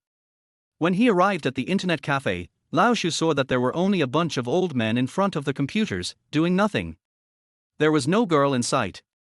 He said disappointedly, son, don't lie to me like that. Where are the girls here? Zheng Zuo shrugged, took out 100 yuan and said to the internet cafe's network administrator, 2 computers. Then he pointed at Lao Shu and said, he wants to pick up girls. Teach him how to use QQ, and you don't need to give me the change for the rest of the money. The network administrator immediately and attentively took Zheng Zuo and Lao Shu to a computer each, then moved a chair over, sat next to Lao Shu, and began to teach them step by step. Seeing that Lao Shu started to learn how to use QQ, Zheng started to get busy himself. He first logged into the gambling website, and the website showed that his withdrawal was still in process, so he logged into his QQ and email. There were several unread emails in his mailbox. Zheng Zuo opened his inbox out of boredom. Most of them were advertising emails. An email signed by Timbur International caught Zheng Zuo's attention. He clicked on it. The email was very formal. In the upper left corner was the logo of Timbur International. From the format to the background color and pattern of the email, it all showed the style of a large international company. The content of the email was written in both Chinese and English. Mr. Zheng Zuo, the Far East manager of our company has come to China to discuss cooperation with you. At the same time, we will pay you the prize money you won in our company in person. Since the phone number you registered has been unreachable, please call this number to contact George, the Far East manager of our company, after receiving the email from our company. Damn. This is getting out of hand. Zheng Zuo gave a bitter smile. Tianbo, one of the world's largest bookmakers, had set its sights on him. This was not a good thing. Zheng Zuo did not want to be caught and sliced, and he did not want to become a tool for the bookmakers to make money. But he had no choice now. Should he just sit there and take the 39 million? It was his winnings. If he did not have the courage to take it, what would he do in the future? He should go home and retire as soon as possible. Chapter 23, Confrontation.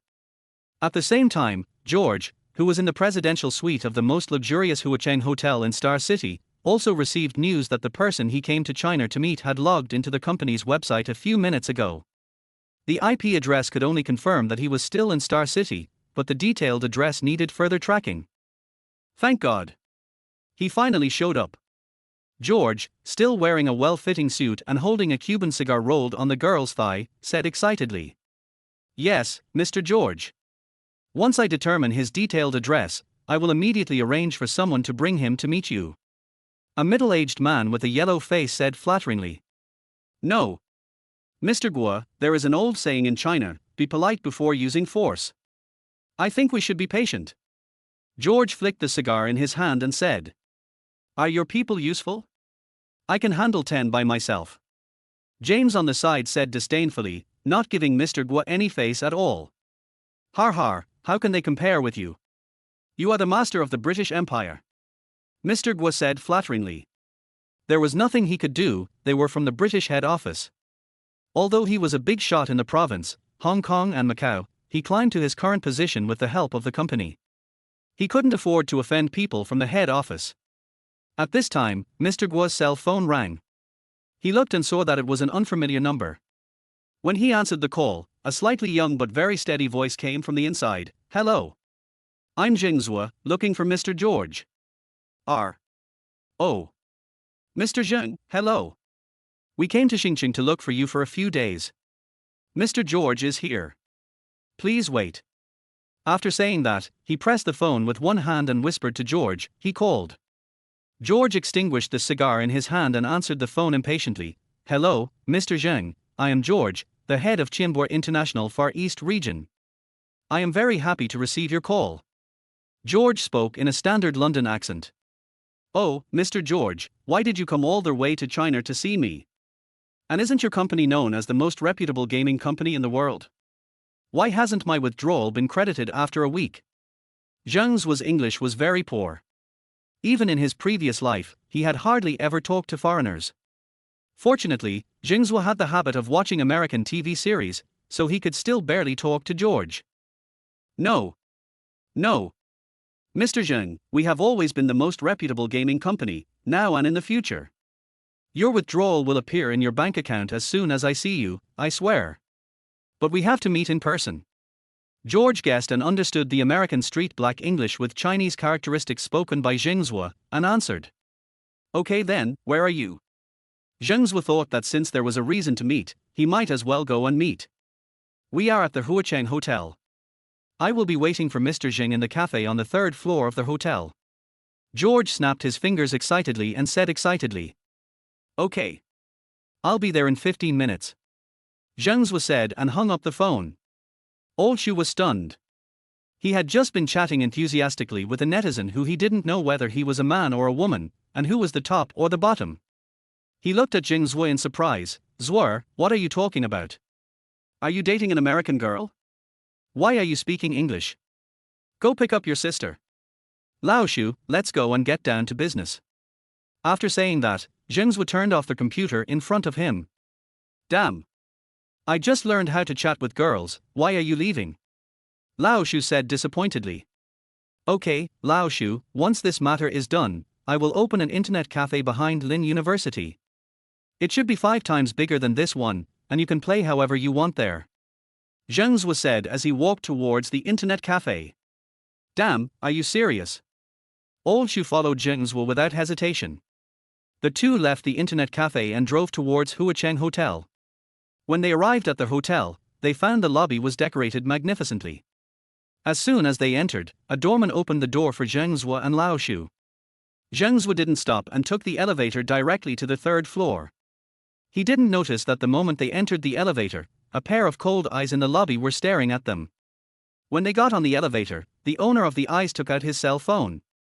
Entering the 3rd floor, a beautiful waitress in hotel uniform stood at the door of the cafe and bowed. Hello, sir, welcome. Do you have a reservation? I'm looking for Mr. George. Zheng nodded to the beautiful woman and said. Is your surname Zheng? The beauty asked with a smile. Yes. Zheng Zuo replied. The beautiful woman showed a surprised expression on her face. She didn't expect that the person those foreigners were waiting for was so young and looked like a student. However, her professional habit made her quickly return to a normal expression. Mr. Zheng, please come this way. After saying that, she walked in front to lead the way. Old Shu followed behind Zheng Zuo, staring at the beautiful waitress's buttocks without letting go for a second. Zheng Zuo shook his head and thought to himself, old Shu is so frustrated.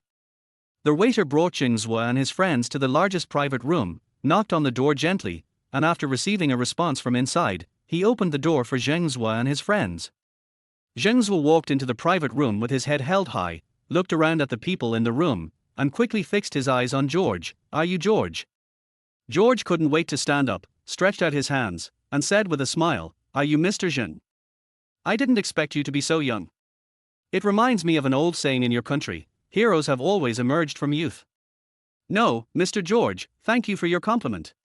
I didn't expect that Mr. George knows so much about Chinese culture. Zheng Zuo smiled and replied when he saw George was so polite. Har har, China's 5,000-year history of civilization is the wealth of all mankind. Oh, thank God, I finally found you, Mr. Zheng. I went from England to Hong Kong, and then from Hong Kong to Star City. I have been looking for you for 3 days. Come on, let's sit down and talk. George took out a cigar, cut off the bottom of the cigar with the silver scissors on the table, and handed it to Zheng. Zheng Zuo waved his hand, thank you, I'm not used to this. After that, he sat down opposite George, took out his Furong King and handed one to Lao Shu. Suddenly I realized that Lao Shu's expression was very wrong.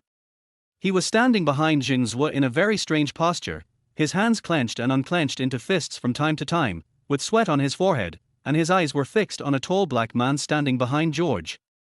The black man was James, who single-handedly defeated more than 10 of Mr. Guo's men in Hong Kong. At this time, James put away his usual cynical expression and looked at old Shu in front of him vigilantly. The two of them were facing each other vaguely. Chapter 24, Gay Love.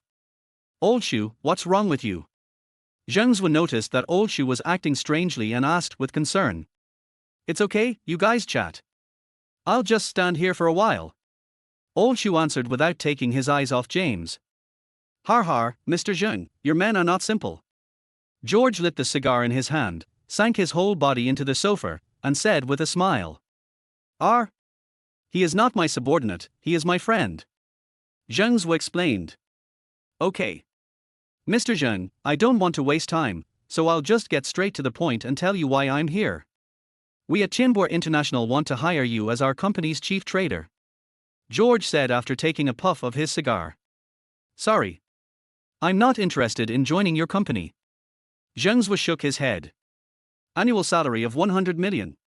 George said seriously. Zheng Zuo still smiled and shook his head. Pounds. George kept raising the bet. Zheng Zuo still shook his head. George's face turned cold, and he knocked over the cup of coffee in front of him. The steaming coffee was filled with a unique aroma that spread in the private room. James behind him suddenly moved. He had taken the knife that James often used to trim his nails in his hand. Like a poisonous snake, he stabbed at Zheng's throat. Zheng Zuo had no time to react, and blood was about to splatter on the spot. In a flash, Lao Shu's butcher knife attacked James' head like a tiger out of a cage.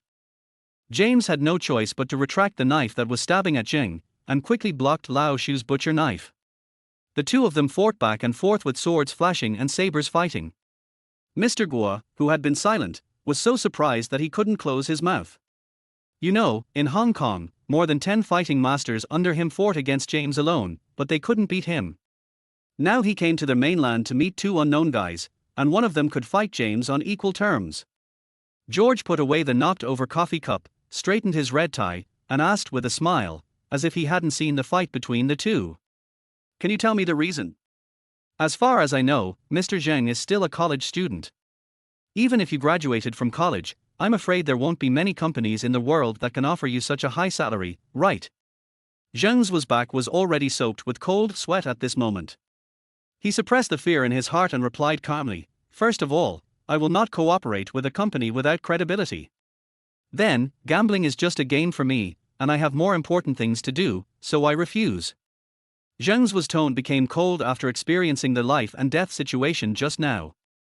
Mr. Zheng, when you stepped through this door, 39 million had already been transferred into your account, said Mr. Guo, who had been silent all along.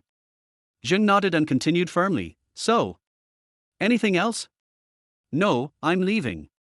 You have to understand, this is China. Although I am an ordinary student, if something unexpected happens, I believe that our country's law enforcement agencies will not let go of any criminal behavior easily. Well, Mr. Zheng, since you are unwilling to join our company, perhaps we can try another way of cooperation. George put out the cigar in his hand and said sincerely. Tell me what you want to say.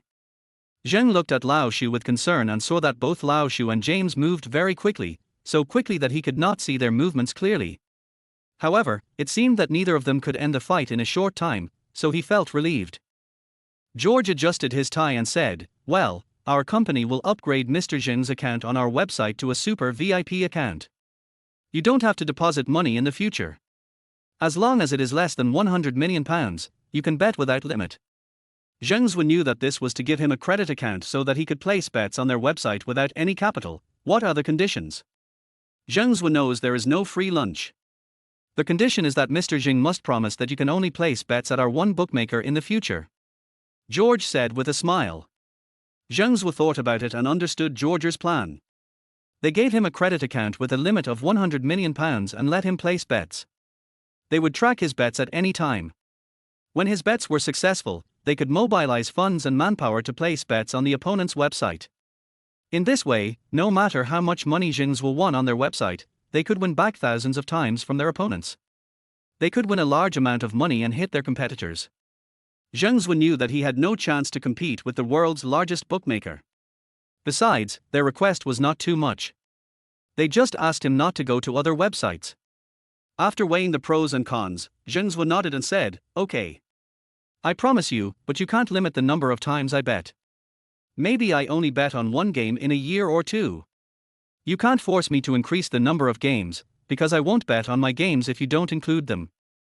Zheng Zuo's subtext was that if you forced him to bet a certain number of times over a certain period of time, he couldn't guarantee his hit rate. What Zheng Zuo lacks most now is time. When he grows strong enough, he won't have to worry about other people's threats. But now, the situation is stronger than him. Okay, as long as Mr. Zheng agrees not to go to other websites, everything will be fine. In fact, this request is also beneficial to Mr. Zheng. You know, there are many gambling companies in this world that have similar power to ours. If they knew about the existence of Mr. Zheng, I can't guarantee that they would be as friendly as our company. George said with a smile when he heard Zheng agreed to his request. Is this your company's friendly way? Zheng pointed at Lao Shu and James, who were still fighting fiercely. Both of them were injured. Lao Shu's left arm was cut and bleeding, and James was also stabbed on his dark forehead. The bright red blood flowed on his dark skin, which was very bright. Okay. James, Mr. Zheng is a friend of our company. George lit another cigar for himself. James stopped attacking after hearing George's order, and Lao Shu took back his butcher knife and put it back to his waist. You are very strong, James said to Lao Shu. What did this foreigner say? Old Shu asked Zheng Zuo in confusion. Zheng Zuo shrugged. He said you are amazing. You, good. Old Shu pointed at James, gave him a thumbs up, and spoke in even worse English than Zheng Zuo. The two men had a fight, but they began to sympathize with each other. James smiled, put away the knife in his hand, and stretched out his dark big hand to Lao Shu. Lao Shu was stunned for a moment, and also stretched out his hand, and the two big hands were tightly clasped together. For a moment, the private room was full of gay passion. Chapter 25 People with Stories. Zheng Zuo coughed awkwardly. Mr. George, I will keep my promise, and I don't need your credit account. Let's keep everything as usual. Just pretend we have never met. Of course, I don't want other bookmakers to know about my existence. I believe that Timbor International is a very reputable bookmaker, now and in the future. Zheng Zuo didn't want to owe favors to others, or in other words, he could be used, but he couldn't be bought. This was his principle. Money? He firmly believed that no matter how much money he had, he could earn it back on his own. Mr. Zheng, are you sure you don't want to use that £100 million credit account? You know, this is what you deserve. George asked in surprise. I'm sure. I hope both sides can respect the contract between us. Don't you British always boast about your spirit of contract? Zheng Zuo said seriously. Of course, Mr. Zheng, we will comply. Before you leave, let me introduce you to Mr. Guo. He is our agent in Greater China and has some influence in Hong Kong, Macau and Southeast Asia. In the future, if Mr. Zheng needs any service from our company, please contact him. Your phone number is the one you called before you came. George stood up and pointed at Mr. Guo. Zheng Zuo nodded to Mr. Guo. Hello. I hope I won't trouble you in the future. Mr. Guo smiled and extended his hand, speaking in Mandarin with a Hong Kong accent. Mr. Zheng is too polite. Even if you have nothing to do with me, you can still ask me to have tea with you. What I like most is making friends with young talents like you. Mr. Guo's ability to read people's expressions was essential for him to get to this position. Although he didn't know the significance of the agreement between Zheng Zuo and George, the people from the headquarters valued the young man so much, so it was very necessary for him to have a good relationship with him. Zheng shook hands with Mr. Guo symbolically, and then said to George, "Well, Mr. George, let's say goodbye here." George smiled and nodded, then waved to Zheng Zuo. Zheng Zuo and Lao Shu walked out of the private room side by side, and James shouted from behind, "Hey, Kung Fu, let's fight again if there is a chance." James didn't know Lao Shu's name, but he knew that Lao Shu was a Kung Fu master, so he called Lao Shu Kung Fu. Although Lao Shu didn't understand what James said, he realized that he was greeting him, so he made an internationally accepted OK gesture, which made the black guy behind him so happy that he opened his mouth wide, revealing his white teeth. Zheng Zuo and Lao Shu walked into the elevator. They were the only two people in the elevator. Zheng Zuo looked Lao Shu in the eye and said, "Lao Shu, I'm afraid that it wasn't just for a woman that you killed someone back then. You must be kidding. No matter how you look at James, he looks like a high-level bodyguard. Lao Shu could actually fight him on equal terms. He must not be an ordinary person." Old Shu smiled and said, "Zuo, I'm afraid you are more than just a college student, right?" "Okay. Old Shu, we all have stories, okay? No matter what, we are still friends."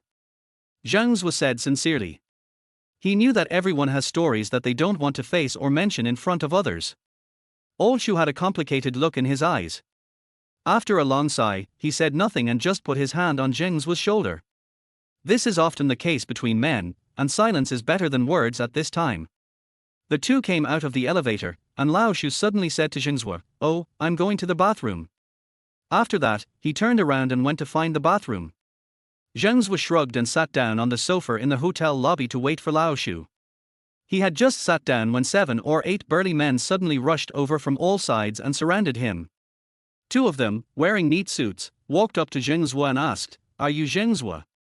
Zheng Zuo looked around and saw that the people who came were not gangsters at all. Instead, they had trapped him on the sofa very professionally, leaving him no chance to break out. Zheng Zuo nodded in confusion. "It's me. Who are you?" Zheng Zuo couldn't think of anyone who would cause trouble for him, except Wang Maoshan. But this group of people didn't seem to fit in with Zheng Zuo at all. A man in a grey jacket took 2 steps forward, pulled out a brown ID from his jacket pocket, and waved it in front of Zheng Zuo's eyes. "Police, there is a case and we would like you to go to the police station to learn about it." "I am a student of Lin University," Zheng Zuo said. "We know. But it's our duty, so please cooperate," the man in grey said expressionlessly. "Okay." Zheng Zuo stood up and followed the grey-clothed man out of the hotel lobby. He had never thought of confronting state agencies. Besides, he had only fought once at the back door of the school and then gambled online, which was not a matter of principle. Zheng had worked in a public institution for more than 10 years in his previous life. He knew that as long as the government's bottom line was not involved, it was actually very tolerant of ordinary people. Therefore, he believed that even if he went to the police station, it would not be a big deal. In fact, Zheng's idea is correct, but this has to have a prerequisite, that is, no one wants to frame you. If someone wants to frame you, the false accusation will make people pay the price. Zheng Zuo was surrounded by a group of people and got into a police car. Old Shu came out of the bathroom and didn't see Zheng Zuo. He walked out of the hotel quickly and just happened to see Zheng Zuo being taken away by the police. He immediately called Li Yi and told Li Yi what happened. As far as he knew, Li Yi also knew some people in the public security department and asked him to find out what happened first. He quickly boarded the Son of the East and drove behind the police car that arrested Zheng Zuo until the police car drove into a branch of the city's public security bureau. Then he turned around and drove quickly to Linder. After all, Zheng Zuo was still a college student and had not been in any major trouble. Even if he was arrested temporarily, it would not be a big problem. When the time comes, he can collect some fines from the fight and bail him out. What did you say? He was taken away by the police as soon as he went out. George, who was still staying in Huacheng Hotel, was about to call John to report the good news that he had dealt with Zheng Zuo, when he received the news reported by Mr. Guo's men. George untied his tie, no longer caring about his gentlemanly manners, and said to Mr. Guo, "Guo, I don't care what method you use, I want Xingping to come out of the police station safely within 24 hours. But, Mr. George, this is not Yuzhou, not Hong Kong, nor Macau. I am not familiar with this place." Mr. Guo was overwhelmed. If his power was in Hong Kong and Macau, he could still get someone out. But this is the mainland after all, and the mainland has its own rules. At least he has not learned them yet. Chapter 26. The first man who gave her a sense of security. The company has long ordered you to develop the mainland China market as soon as possible. You are now telling me that you can't do it. If you can't do this well, retire early. George shouted angrily. Mr. Guo was like a cat whose tail was stepped on. 1,000 horses were whistling in his heart, but he still replied very respectfully, "Okay, Mr. George, I will rescue Mr. Zhen within 24 hours. Don't worry. I don't want to retire yet." Are you kidding? Retire now? I might as well die. After saying that, Mr. Guo took out his cell phone and dialed a number. "Hey, Daozi. Find all the loan sharks who owe you money in mainland Star City and see if there are one or two who can help. Be quick. If there is no news within 2 hours, you will be out of business." Zheng Zuo had been detained in a police station in Xinjiang for more than an hour. During this period, no one had taken care of him except for the man in grey clothes who brought him in once. Zheng's cell phone and personal belongings were taken away. He looked at the ceiling of the interrogation room with boredom. Due to the long time, many tiny cracks appeared on the ceiling. Just upstairs from the interrogation room, in a grandly decorated office, Wang Maoshan and his girlfriend were sitting there, proudly praising a middle-aged man sitting opposite them. "Uncle Hu, this time it really all depends on you. This kid is helpless with your move." The middle-aged man called Uncle Hu was wearing a black high-end suit. Although the suit was high-end, it couldn't cover up his badly out-of-shape figure. His height was almost the same as his width, making people feel like a monkey in human form. The middle-aged man had his feet on the desk, a top-grade Furongwang in his mouth, and was flipping through Zheng's mobile phone in his hand. In 1999, mobile phones could not be password protected, so many police officers liked to look through the suspects' mobile phones after they caught them, looking at the messages and contacts inside, which were all very valuable information. This kid doesn't have any backing. How come you can't even handle a college student in Huangmaoshan? The man surnamed Hu looked through Zheng's phone address book and didn't see any heavyweight figure in his mind, which meant that he didn't have to worry about offending him. This kid just has some filthy money, damn, he's so arrogant. Wang Maoshan, who still had a bandage on his head, said indignantly. Arrogant? Once he enters here, he has no control over what he does. The middle-aged man surnamed Hu sneered. Uncle Hu, I really have to rely on you this time. That guy not only broke Xiaoshan's head, but also said he would tear my mouth apart. He is really too arrogant. Wang Maoshan's girlfriend acted coquettishly to the man named Hu. Don't worry, I'll make him look good once he comes in. Here, why is the screen of the phone you gave me blue? The man surnamed Hu took out a new Nokia phone and looked at it carefully. Uncle Hu, I must give you the best. This is Nokia's new 8250, with a blue screen, and it costs more than 5,000 yuan. Wang Maoshan said flatteringly. The cell phone is good, but your aunt's cell phone broke yesterday, and my cell phone was also broken when I was on a mission yesterday. It's really a double whammy.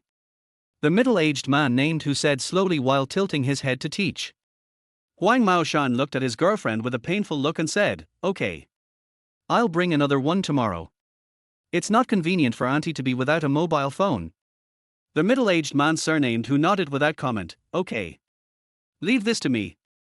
Now keep him in the interrogation room for a day, then charge him with fighting, throw him to the detention center, arrange for someone to add some programs for him, and finally notify their school to pick him up.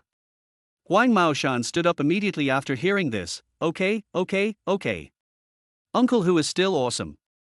As long as I can vent my anger, I will definitely treat Uncle Hu and your brothers to a big meal after the matter is accomplished. The middle-aged man surnamed Hu waved his hand and said, all right. You guys go out first. After that, he picked up his Nokia 8250 and started playing the snake game. At this moment, Linder, because Zheng Zuo was taken away by the police, all of Zheng Zuo's brothers gathered together. Li Yi made several phone calls, but no one was willing to help him rescue him. After all, he was just a college student now, and the only people he knew were some grassroots auxiliary police officers, and he had no say in them.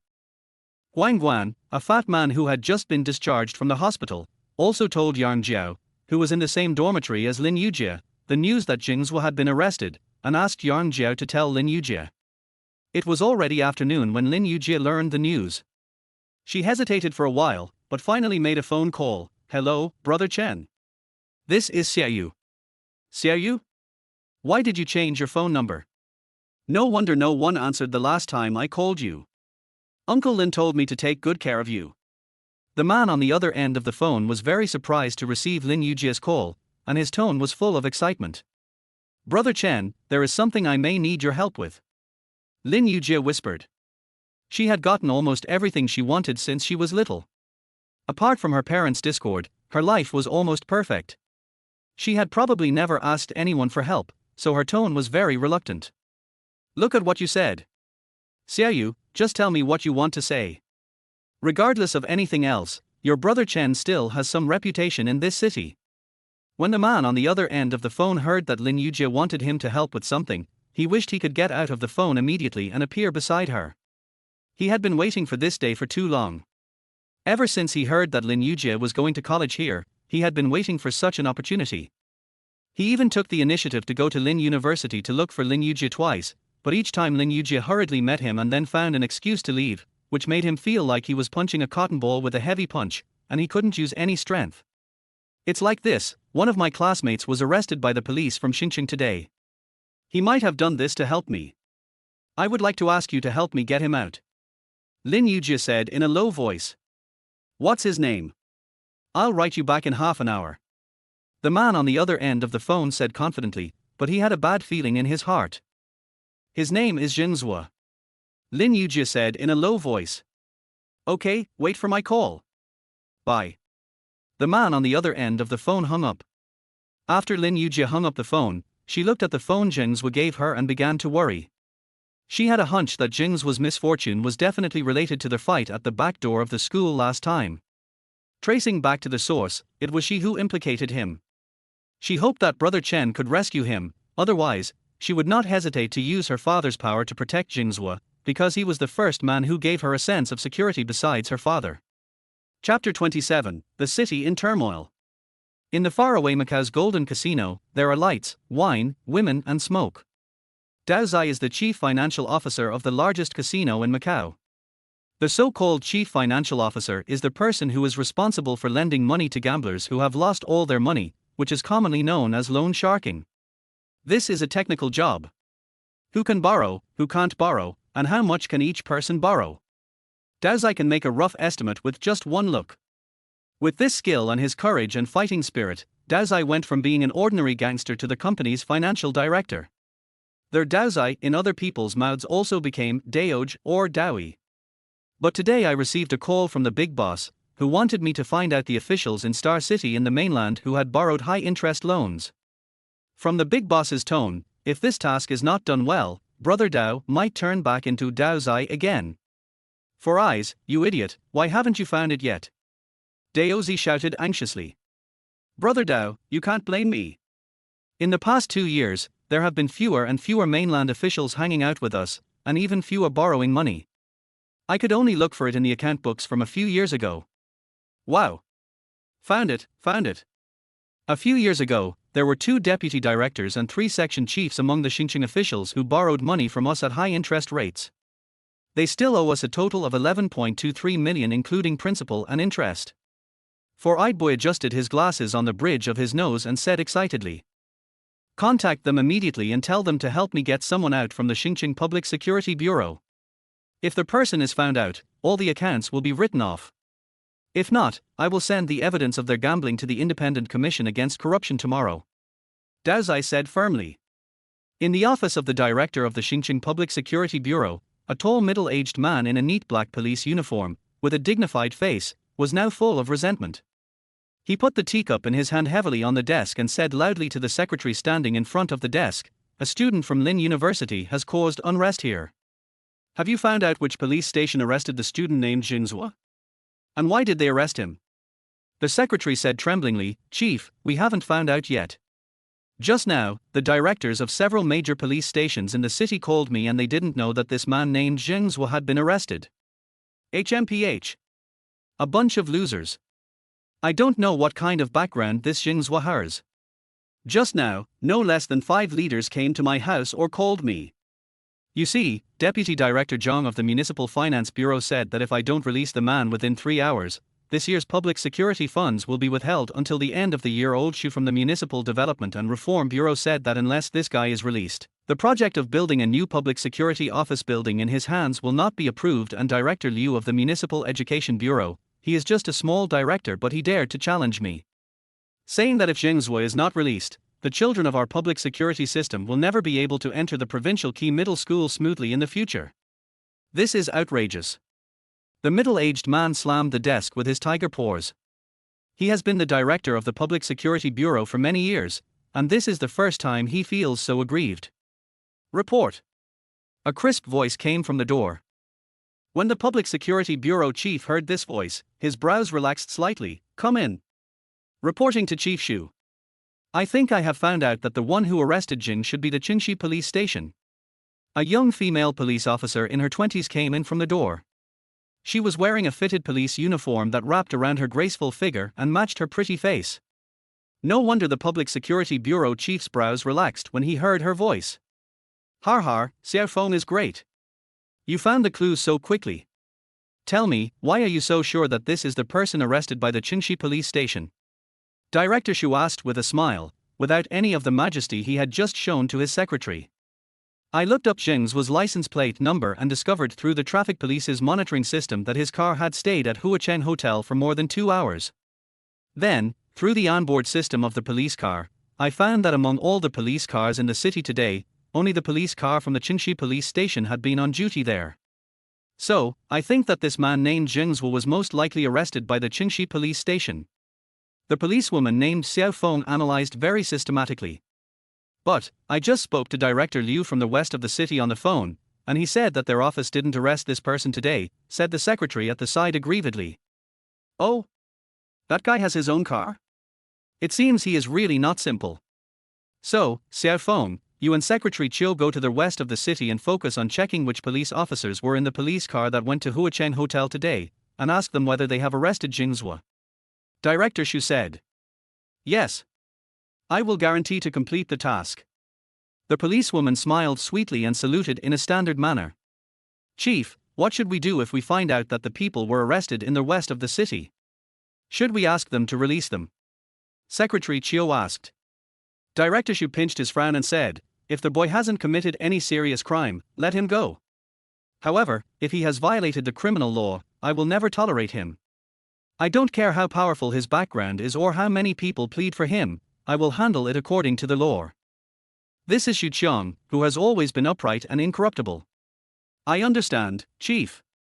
Secretary Chiu answered respectfully, then left the director's office with the policewoman. As the two of them left, Director Shu was feeling depressed about his day's stress when his cell phone rang again. He frowned, but after seeing the caller ID, he immediately answered the call. "Xiao Chen, how could you bear to call your Uncle Shu today?" "What? Zheng Zuo again? Who is this guy?"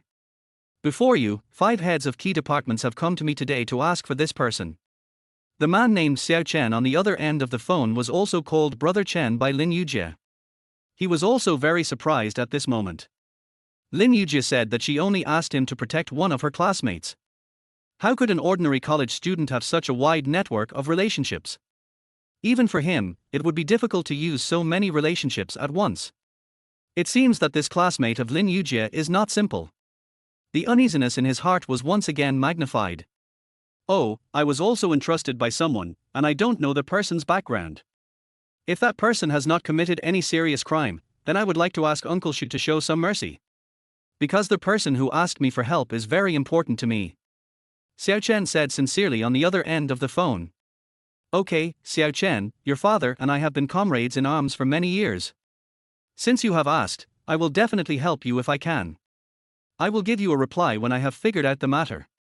Xu Qiang said, shaking his head helplessly. Sitting in the position of Public Security Bureau Chief, it is often difficult to stick to principles. Now he just hopes that the guy named Zheng Zuo was not arrested by his men, or was really arrested by his men, and he also hopes that Zheng Zuo did not commit a serious crime, otherwise he will face another difficult choice between the law and human feelings.